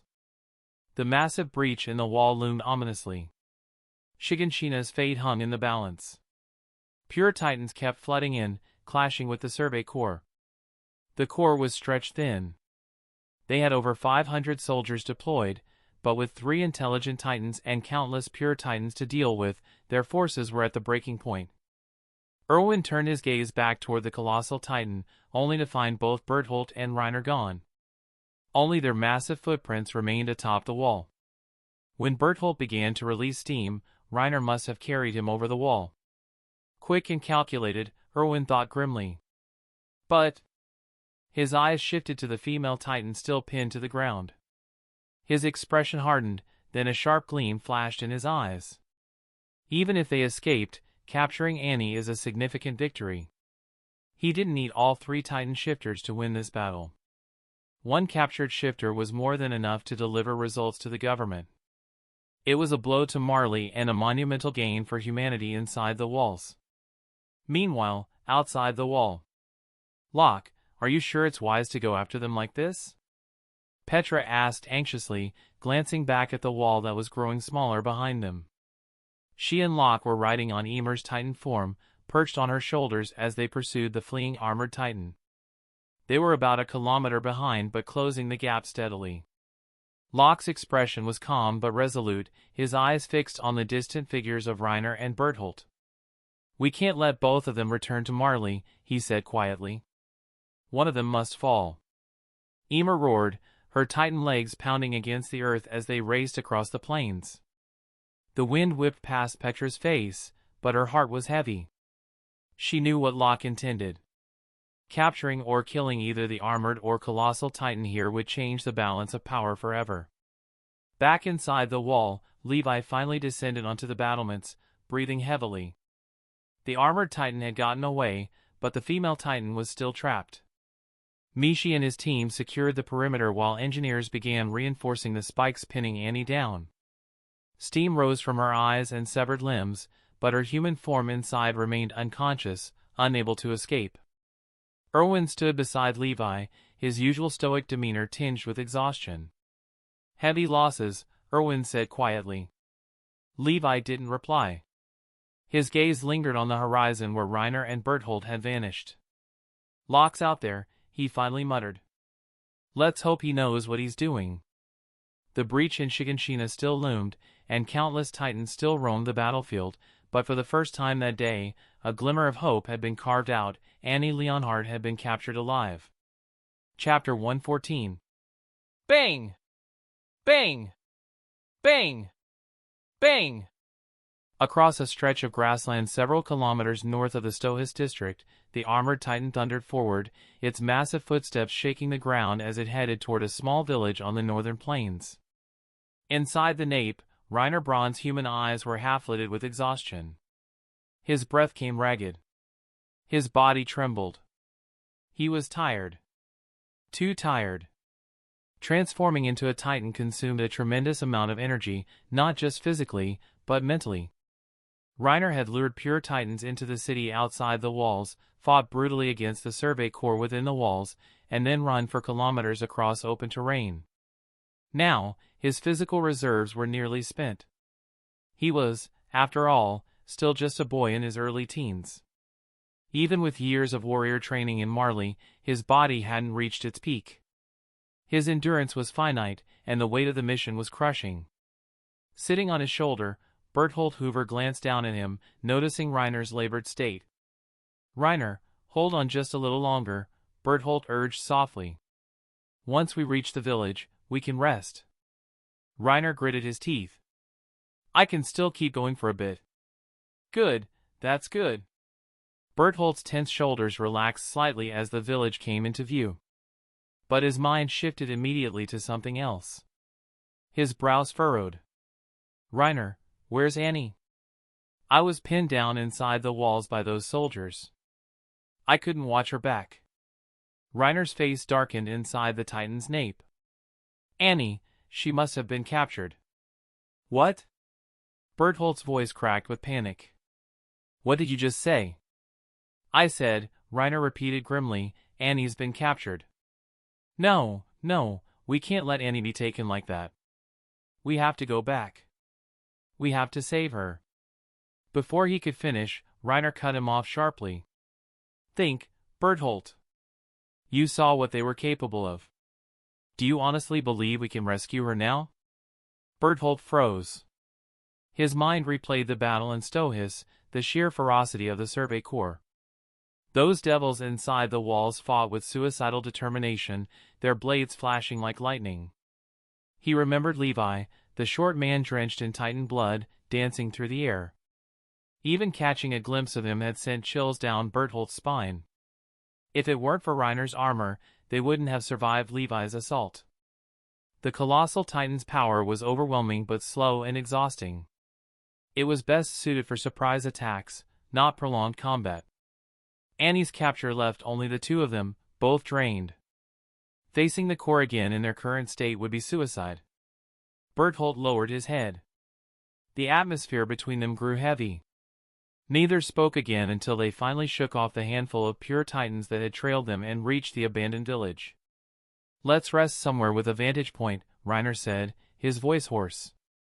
"I can't keep this up." Berthold nodded. "The sentry tower over there." Reiner gave a quiet yeah, and trudged forward. His Titan form slowed to a lumbering walk. He had already drawn away the Titans that had once filled the village, now the area was eerily quiet. For the moment, it was safe. Dragging their exhausted bodies, the two made their way to the sentry tower. As they approached, they released their transformations. Steam hissed as their human forms emerged from the nape of the armored Titan, collapsing onto the grass in sheer fatigue. "Thanks for carrying me," Berthold muttered, guilt tinging his voice. Reiner shook his head, too tired to speak. But before they could exchange another word, a shadow flickered to their left. "Reiner, look out!" Berthold shouted. Reiner's instincts flared. He turned just in time to see a glint of steel slicing through the air. A figure burst from the darkness, fast, controlled, and merciless. Pain exploded across Reiner's side. His human body was caught mid-transition, and before he could harden his defenses, a blade cut through his arm in a single strike. "Oh!" Reiner screamed. Berthold's eyes widened in shock as the figure landed between them, blades drawn, eyes cold. "Lock." Berthold's throat tightened. Why are you here?" Locke didn't answer. He moved with precise efficiency, jamming his blade between Berthold's jaws, forcing his mouth open. The razor tip hovered dangerously close to the inside of his throat. Blood trickled where the blade had grazed flesh. Locke's eyes burned like torches as he stared between the two warriors. "If you don't want to watch your friend die," he said quietly, "don't try anything." He shifted the blade slightly. Berthold shuddered. Just a few millimeters deeper, and he'd be dead. "You devil!" Reiner spat, his face contorted with hatred. "Devils?" Locke's expression turned mocking. "Those words sound more fitting for you. You destroyed the walls. You slaughtered thousands. You sent Titans into villages to devour innocent families. Don't talk to me about devils." Reiner clenched his teeth, unable to respond. His glare burned, but it was hollow. He had no comeback. Locke ignored him and called out toward the sentry tower. You can come out now. With a roar, Emer, in her jaw-tightened form, emerged from behind the tower, carrying Petra on her back. She was panting heavily but alert, her sharp eyes fixed on Reiner and Berthold. Locke! Are you okay? Petra called out, rushing forward. I'm fine, Locke replied calmly, giving her a reassuring nod. Then his voice hardened again. Tie them up. Emer, stay in Titan form. If either of them tries anything, tear their legs off. Got it, they replied in unison. Petra dismounted from Emer and approached Reiner, who had collapsed to his knees after partially vaporizing his Titan form. She pulled out prepared ropes and began binding him tightly, showing no mercy despite his injuries. Reiner's broken arms made resistance difficult, and she tied him down with practiced efficiency. Locke turned his attention to Berthold at his feet. Slowly, he withdrew the blade from his mouth, but didn't sheath it. His expression was unreadable as he prepared to sever Berthold's arms, preventing any chance of transformation. But before the blade could fall, Reiner, who had appeared completely subdued, suddenly surged upward with a guttural roar. Despite his injuries, he slammed his body into Petra, knocking her backward. Action! Reiner bellowed. Chapter 115, Petra. Locke and Emer's expressions changed drastically. As the colossal titan transformed, the explosive air pressure swirled outward. Except for Emer, who was in her jaw-titan form and could stand her ground, Locke and Petra were both violently blown away. Locke managed to anchor himself to the ground using his blades, but Petra, being lighter and caught off guard, slammed into the watchtower wall with a sickening crash. Blood poured from her mouth and nose, she was gravely injured. Damn it! Locke's eyes hardened with murderous fury as he saw Petra's state. Emer immediately rushed to Petra's side, while Locke turned his gaze toward Berthold, who was helping Reiner flee.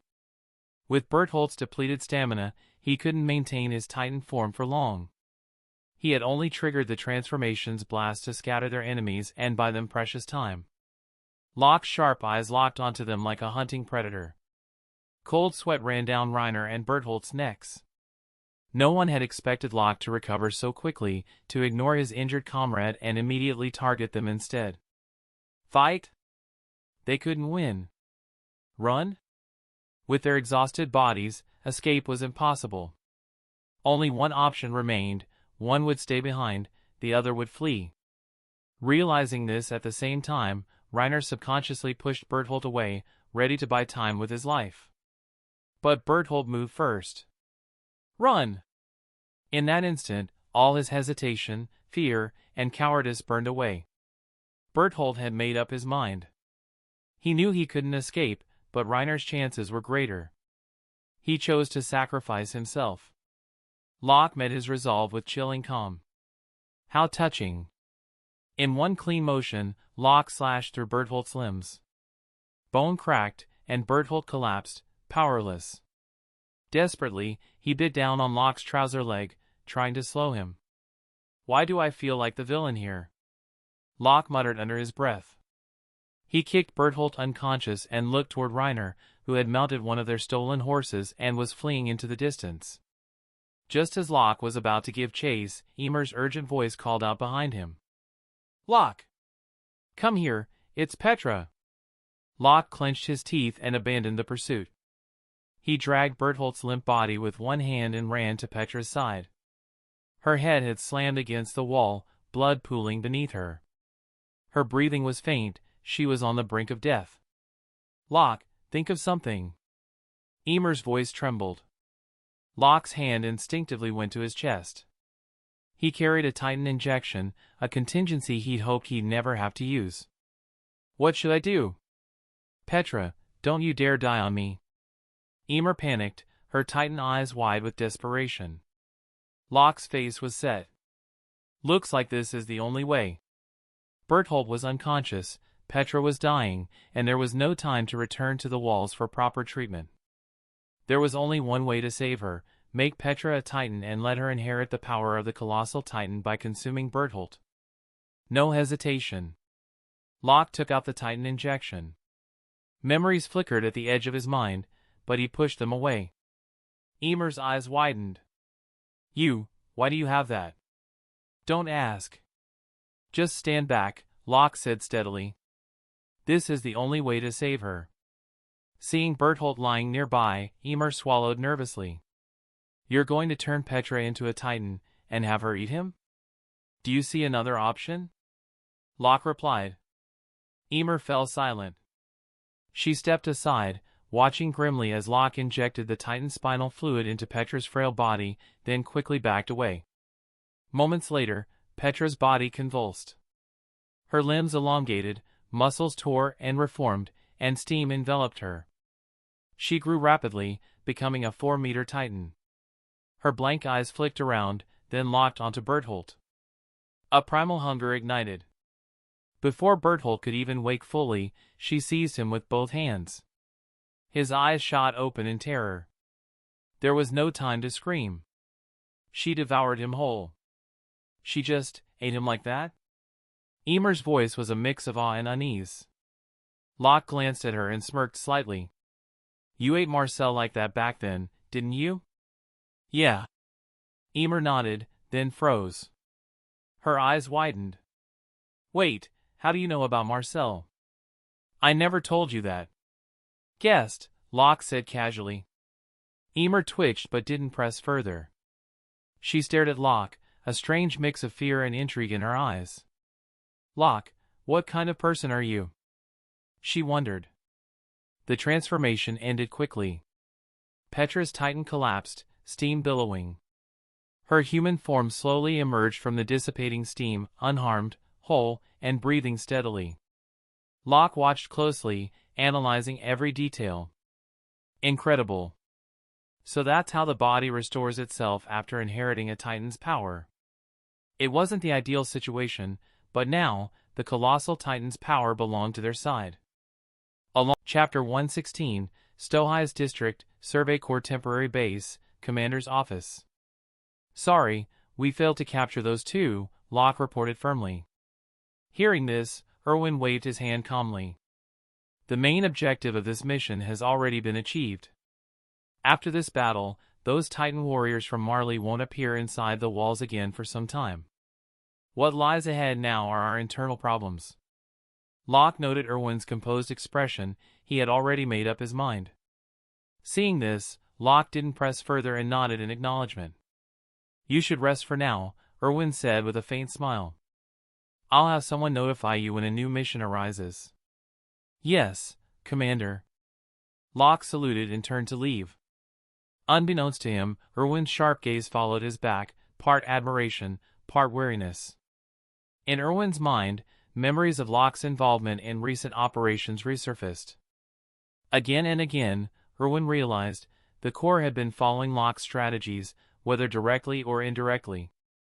This latest operation had unfolded almost entirely according to Locke's plan. A chill tightened in Erwin's chest. On paper, Locke was one of their own, but the possibility of other motives couldn't be ignored. If events ever unfolded in the worst possible way, the consequences would be catastrophic for the Survey Corps and for the millions within the walls. Locke had ability, vision, growing prestige, and most of all, he was young. I hope my worries are unfounded, Erwin muttered to himself before turning his attention back to the battle report. The list of casualties and damage was long. His brow furrowed. For the first time, a wave of fatigue hit him. Meanwhile, Locke had exited the office and was walking through the garrison grounds. The aftermath of the battle was everywhere, wounded soldiers groaning in pain, bodies covered by white sheets. The air was thick with grief. Did I make the wrong call? He thought quietly, gazing up at the gray sky. He could have reduced the losses by pointing out the Titan warriors' weaknesses, proposing better preparations, and offering tactical upgrades. If he had done so, fewer soldiers might have died. But he hadn't. Doing too much would draw further suspicion from Erwin. And the Survey Corps had grown in strength too quickly. Even the royal government's attitude toward the Corps had begun to shift. In this atmosphere, standing out too much was dangerous. They were soldiers, not rulers. Many things could only be thought, not acted upon openly. Locke exhaled slowly, pushing the thoughts aside. What was done was done. Now, he had to execute his long-term plans. The first step, building a core of trustworthy subordinates, preferably starting from youth. Veterans like Aluo, ELD, and Gunther held more seniority than him. Their current loyalty was based on personal respect and hierarchy, not absolute trust. During the battle, they had even questioned his orders and broken formation. That couldn't happen again. I hope Eren and the others grow up fast, Locke muttered. But this was still year 845. Eren and his generation were 3 years away from joining the Cadet Corps, plus 2 more years of training. 5 years total, far too long. Time was short. Locke knew he needed to find capable, loyal people much sooner. With that in mind, Locke returned to his team's quarters. Petra was still unconscious, recovering from her injuries and transformation. Locke, you're back. Did the commander say anything? ELD approached him immediately. Locke smiled faintly. No. It looks like we'll have a short rest period. Use the time wisely. All 3, ELD, Aluo, and Gunther, were battered. Aluo, in particular, had reopened old wounds in the last fight. ELD and Gunther weren't in great shape either. Hearing Locke's words, the 3 exhaled in relief. If they were sent out again so soon, it would be a death sentence. Go get some rest, Locke instructed.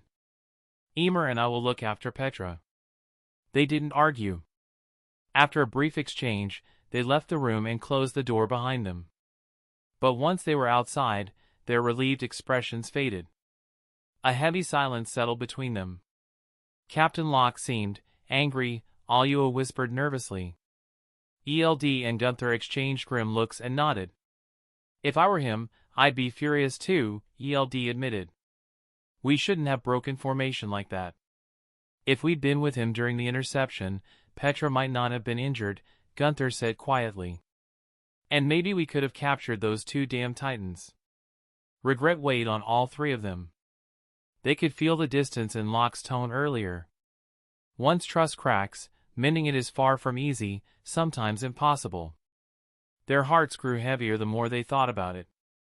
Inside Petra's room, Locke walked to her bedside. She still lay unconscious, her breathing steady but shallow.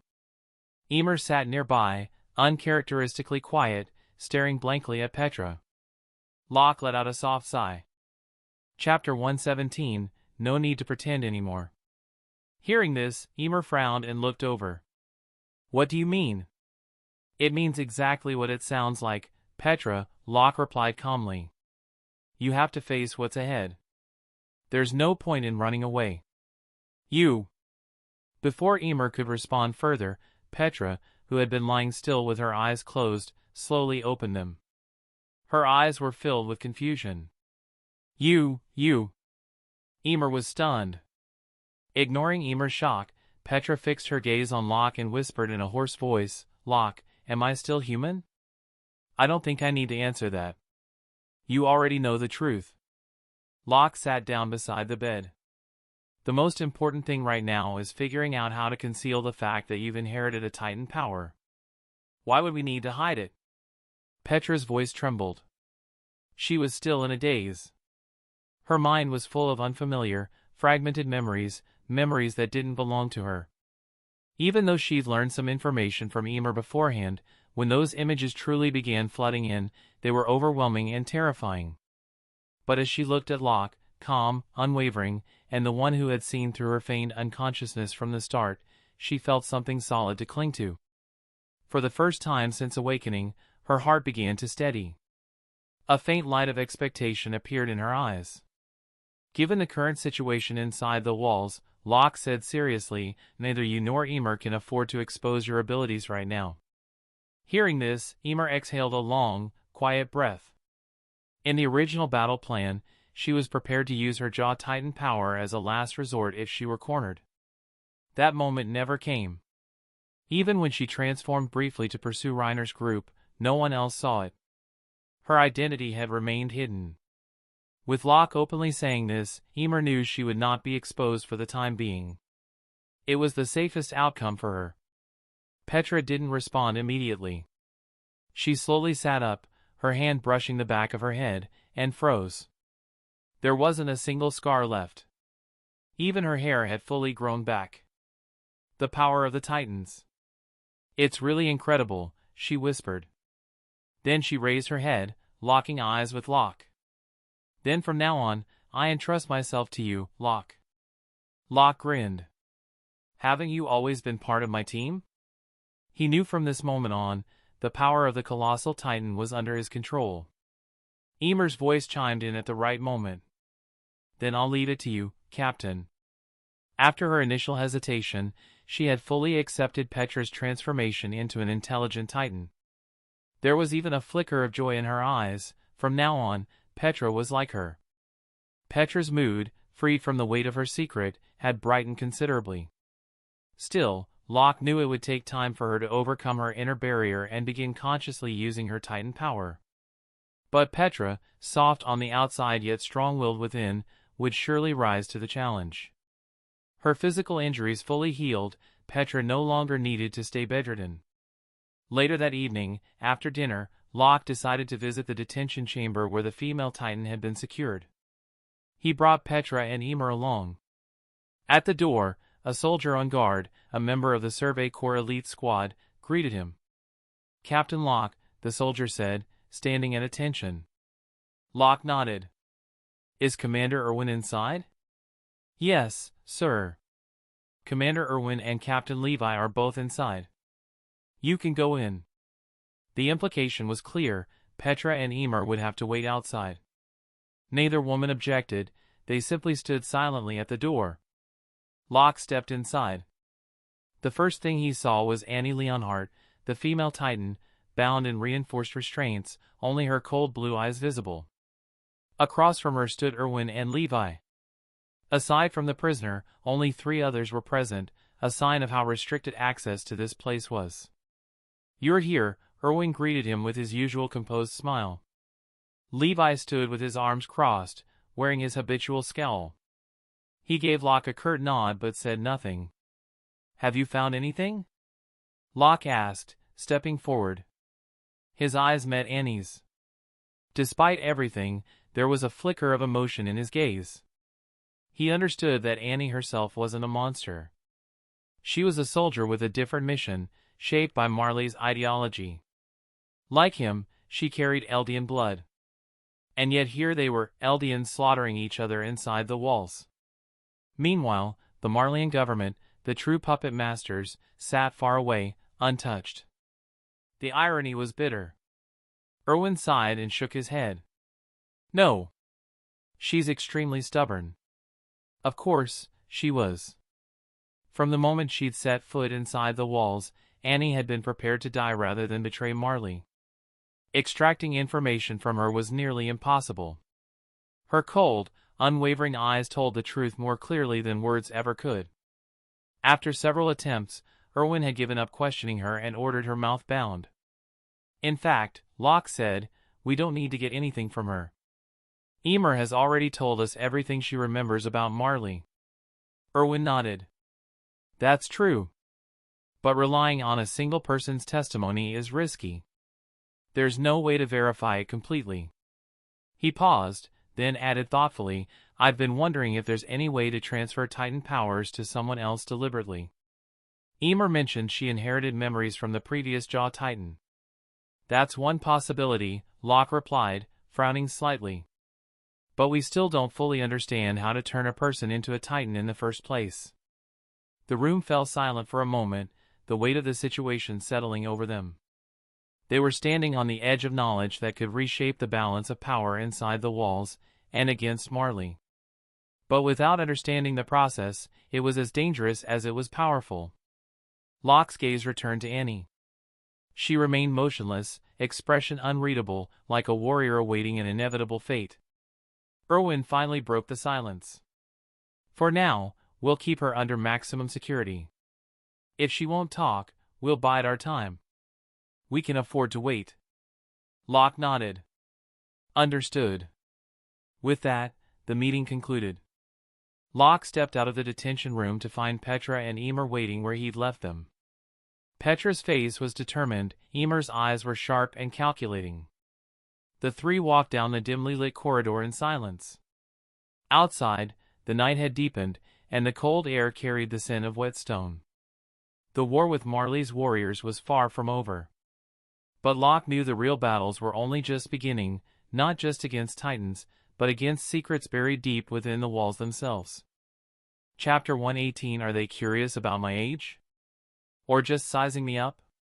Or is there something else? Locke's thoughts flickered, but he didn't dwell on them.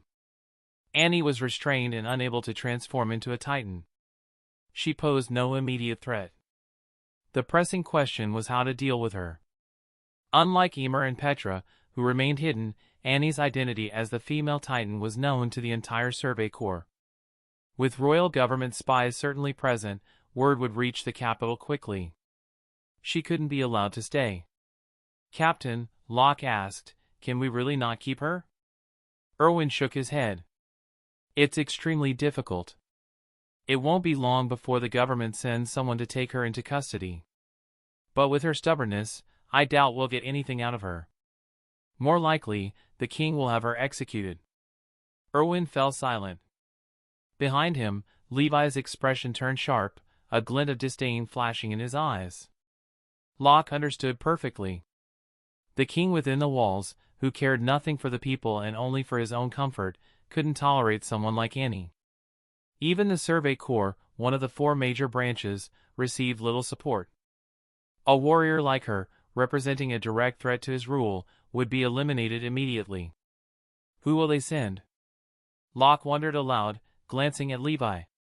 Levi met his eyes, his own expression darkening as if the same unpleasant thought had struck him. The three didn't linger in the detention room. After observing Annie for a short while, they stepped out. "I'm leaving this to you," Erwin said firmly, patting the shoulder of the soldier stationed at the door.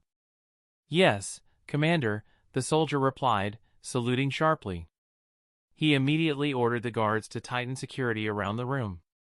Locke watched for a moment, then nodded to Petra and Emer, who had been waiting outside, and the three left together. Erwin and Levi returned to the commander's office to handle post-operation logistics. The recent battle had been costly, and many issues awaited resolution. Locke, in contrast, suddenly found himself with more free time. "Locke, you saw her, the female Titan?" Petra asked casually as they walked. Locke nodded.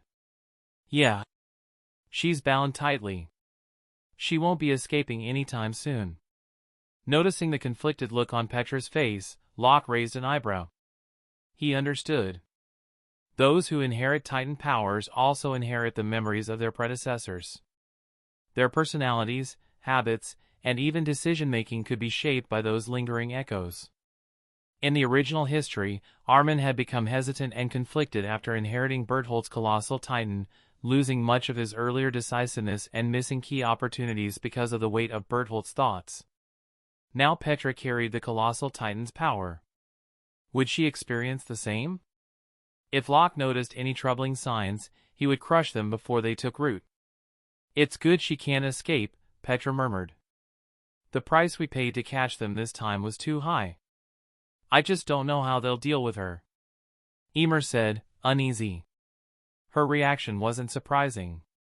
How Annie was treated by the government would foreshadow how Emer herself might be treated if her secret were exposed. She couldn't help but worry. Locke gave a small smile. "Don't worry. You're both part of my squad. I'll make sure you're safe, as long as you follow my orders." Both Petra and Emer nodded. Whatever they were thinking privately, they kept to themselves. That night passed without further discussion. The next morning, Locke was assigned to lead operations outside the walls. Pure Titans were still roaming near the breach created by the armored Titan, and the repair work on the outer gate was still underway. No Titan could be allowed to approach. Meanwhile, civilians and merchants who had fled from Stohis were beginning to return. News had spread quickly that the Titans inside the city had been wiped out. The once quiet streets bustled with activity again. The panic when the Titans first broke through, the despair of fleeing, and the hardship of sheltering behind wall rows, all of it now transformed into gratitude and reverence for the Survey Corps. Once dismissed as reckless and unnecessary, the Corps had shown its true worth.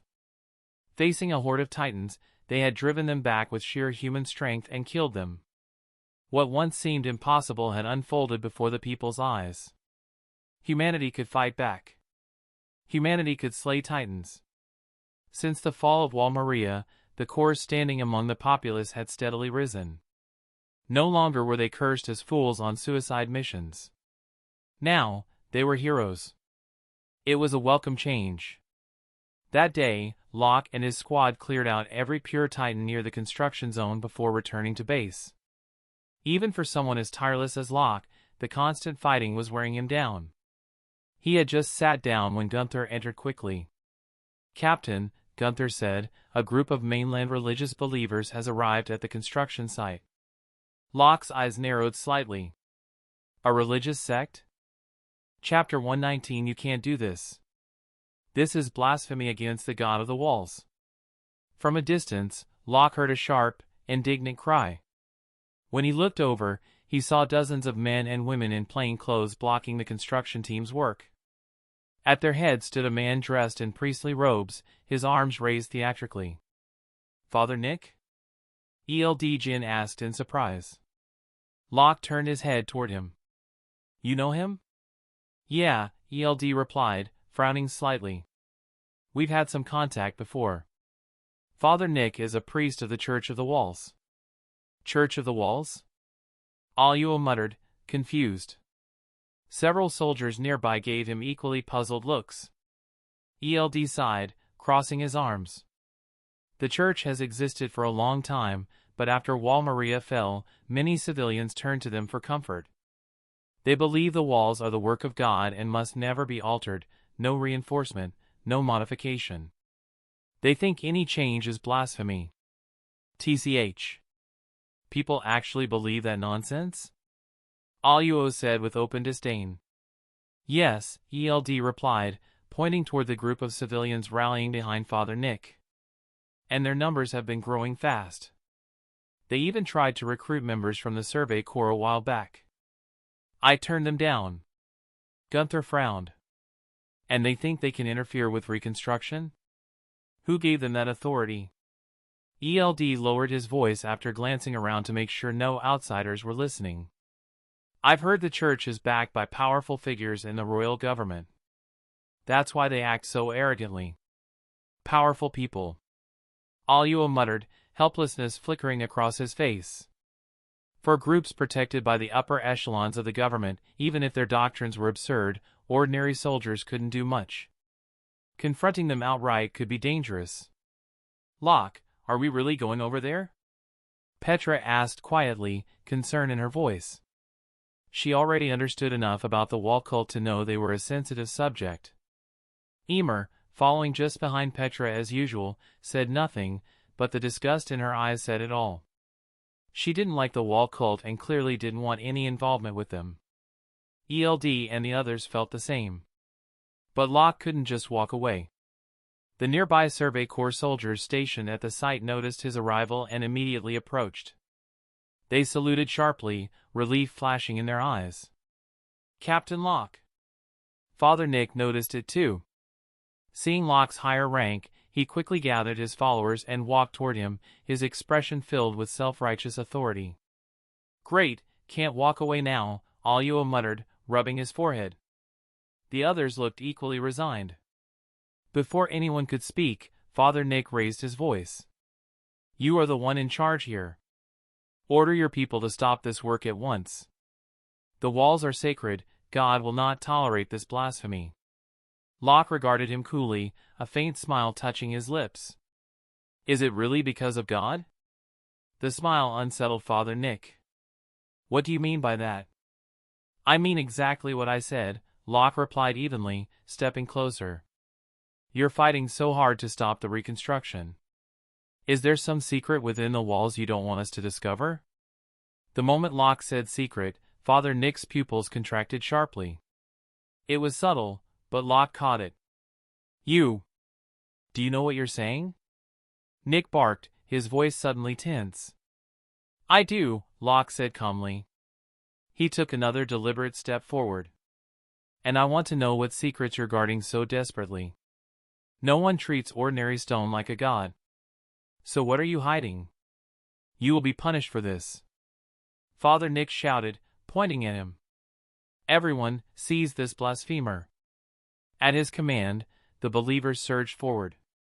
More than 60 civilians rushed at Locke, emboldened by faith and the priest's authority. Captain!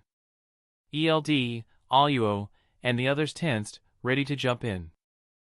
The Survey Corps soldiers nearby stepped forward instinctively, hands on their weapons. But Locke raised a hand, stopping them. No need. I can handle this. Hey, there are more than 60 of them. Aluo warned. Don't get reckless. Petra added urgently, Locke, let us help. Before she could finish, Locke had already moved.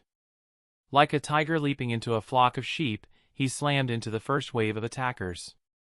2 believers charging ahead went down instantly, sprawling across the ground. These were ordinary civilians, zealous, but untrained.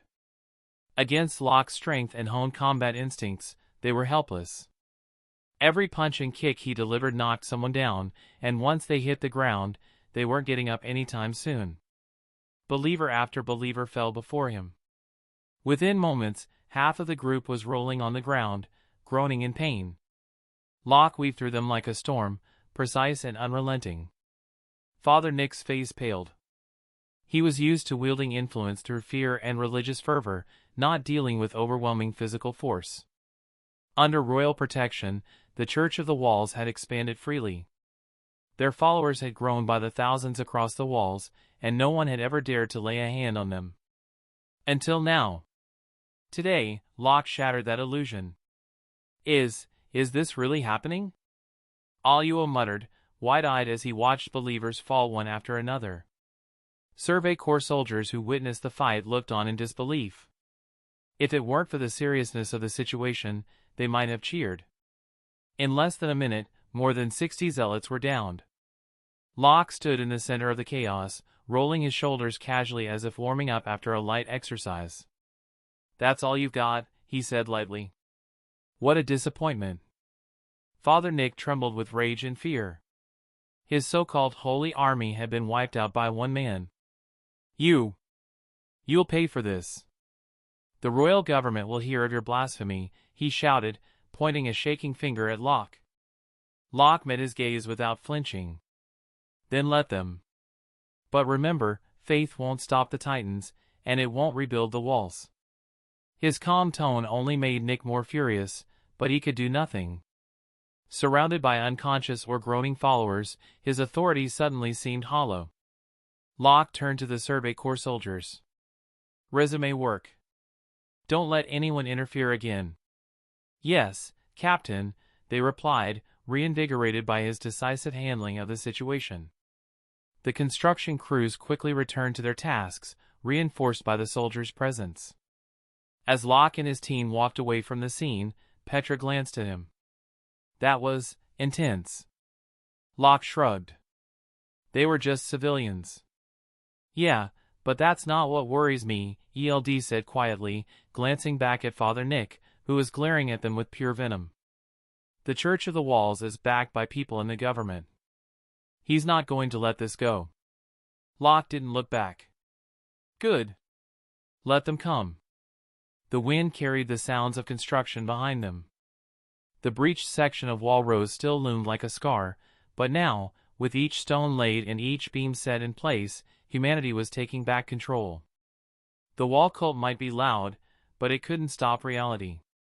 As they returned to base, Emer finally spoke up, breaking her usual silence. I hate people like that. Blind faith. It's disgusting. Petra gave a small nod. It's dangerous, too. That kind of belief can make ordinary people do terrible things. Locke didn't respond immediately. His eyes drifted toward the wall in the distance, its shadow stretching across the land. Beneath those stones were secrets, secrets the church would kill to protect. And sooner or later, he intended to uncover every one of them. Chapter 120, Locke stood amidst the aftermath of the brawl, the sounds of groaning zealots still echoing faintly across the construction site. Dust hung in the air like smoke after a battle. His knuckles ached faintly, not from injury, but from sheer overuse. Dozens of unconscious believers lay sprawled around him, and the soldiers of the Survey Corps looked at their captain with a newfound mix of respect and awe. Locke felt the adrenaline slowly ebbing from his system, replaced by a calm, sharpened clarity. His body thrummed with the familiar sensation that came after intense combat. He could feel every heartbeat, every breath, as if the world had slowed down to match his rhythm. He didn't pause for long. Adjusting his jacket, he strode directly toward Father Nick. The priest's face drained of color. "Why you? What do you intend to do?" he stammered. One man had just crushed more than 60 opponents in a matter of minutes. Even if those followers were just civilians, many undernourished refugees with little fighting skill, the sheer numbers should have made it difficult. But Locke had dismantled them methodically, efficiently. To Father Nick, the scene was almost inhuman. The Locke stopped directly in front of him. Their eyes met, one calm and piercing, the other trembling with panic. "What do you think I want to do?" Locke replied lightly. With one hand, he grabbed Father Nick's collar and yanked him forward, closing the distance between them. The priest's feet lifted slightly off the ground. "I am a priest of the Church of the Walls," Nick sputtered, trying to regain some dignity. "You have no right to punish me. Or do you intend to let the Survey Corps practice lynching now?" The nearby soldiers, who had been admiring Locke's display moments before, shifted uneasily. Petra, ELD, Aluo, and Gunther all exchanged quick looks and began to move forward, worried things might escalate. Locke raised his free hand, stopping them. His voice was smooth, almost amused. "Relax.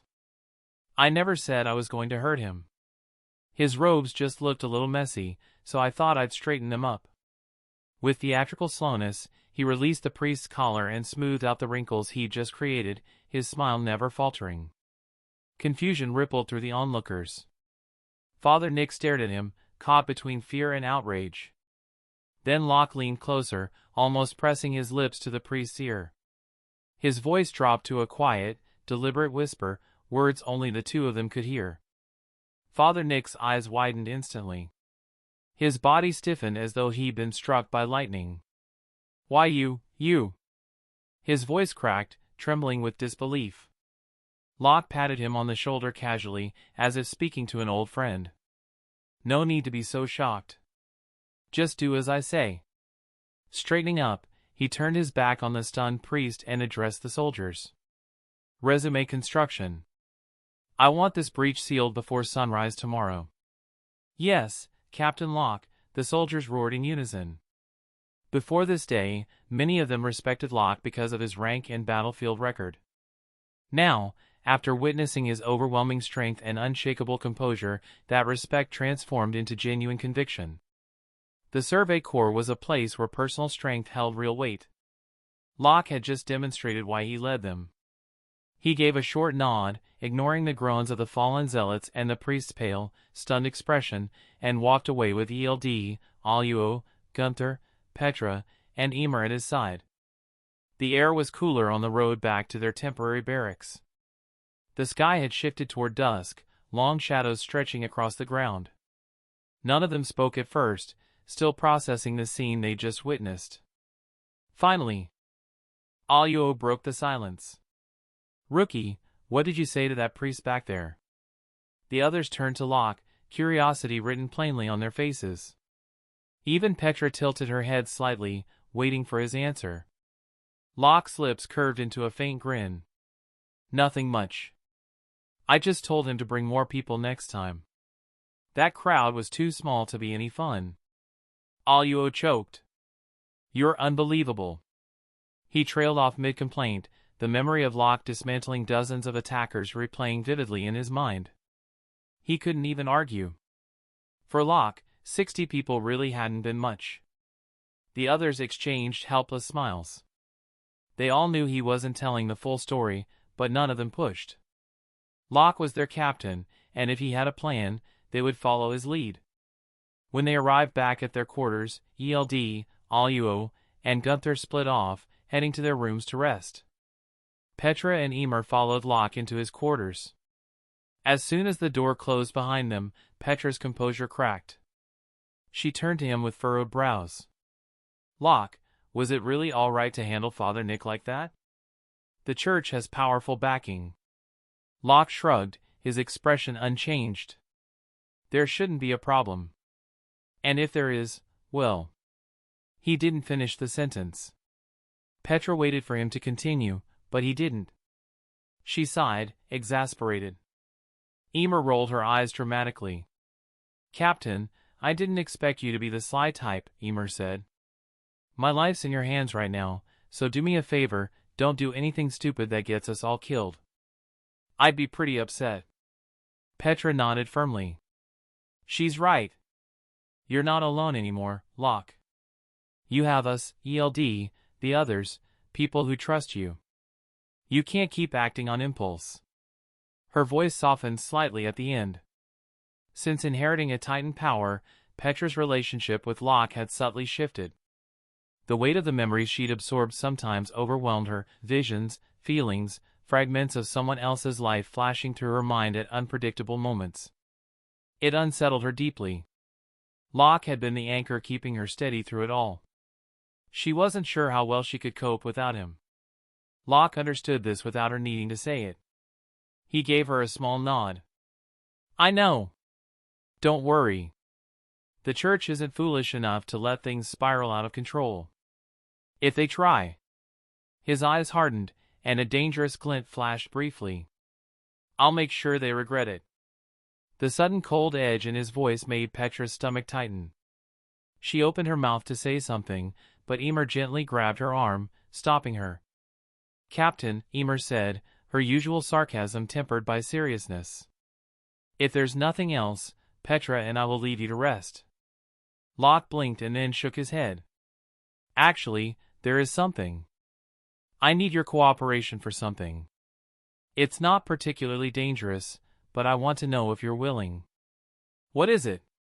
Petra and Emer asked at the same time.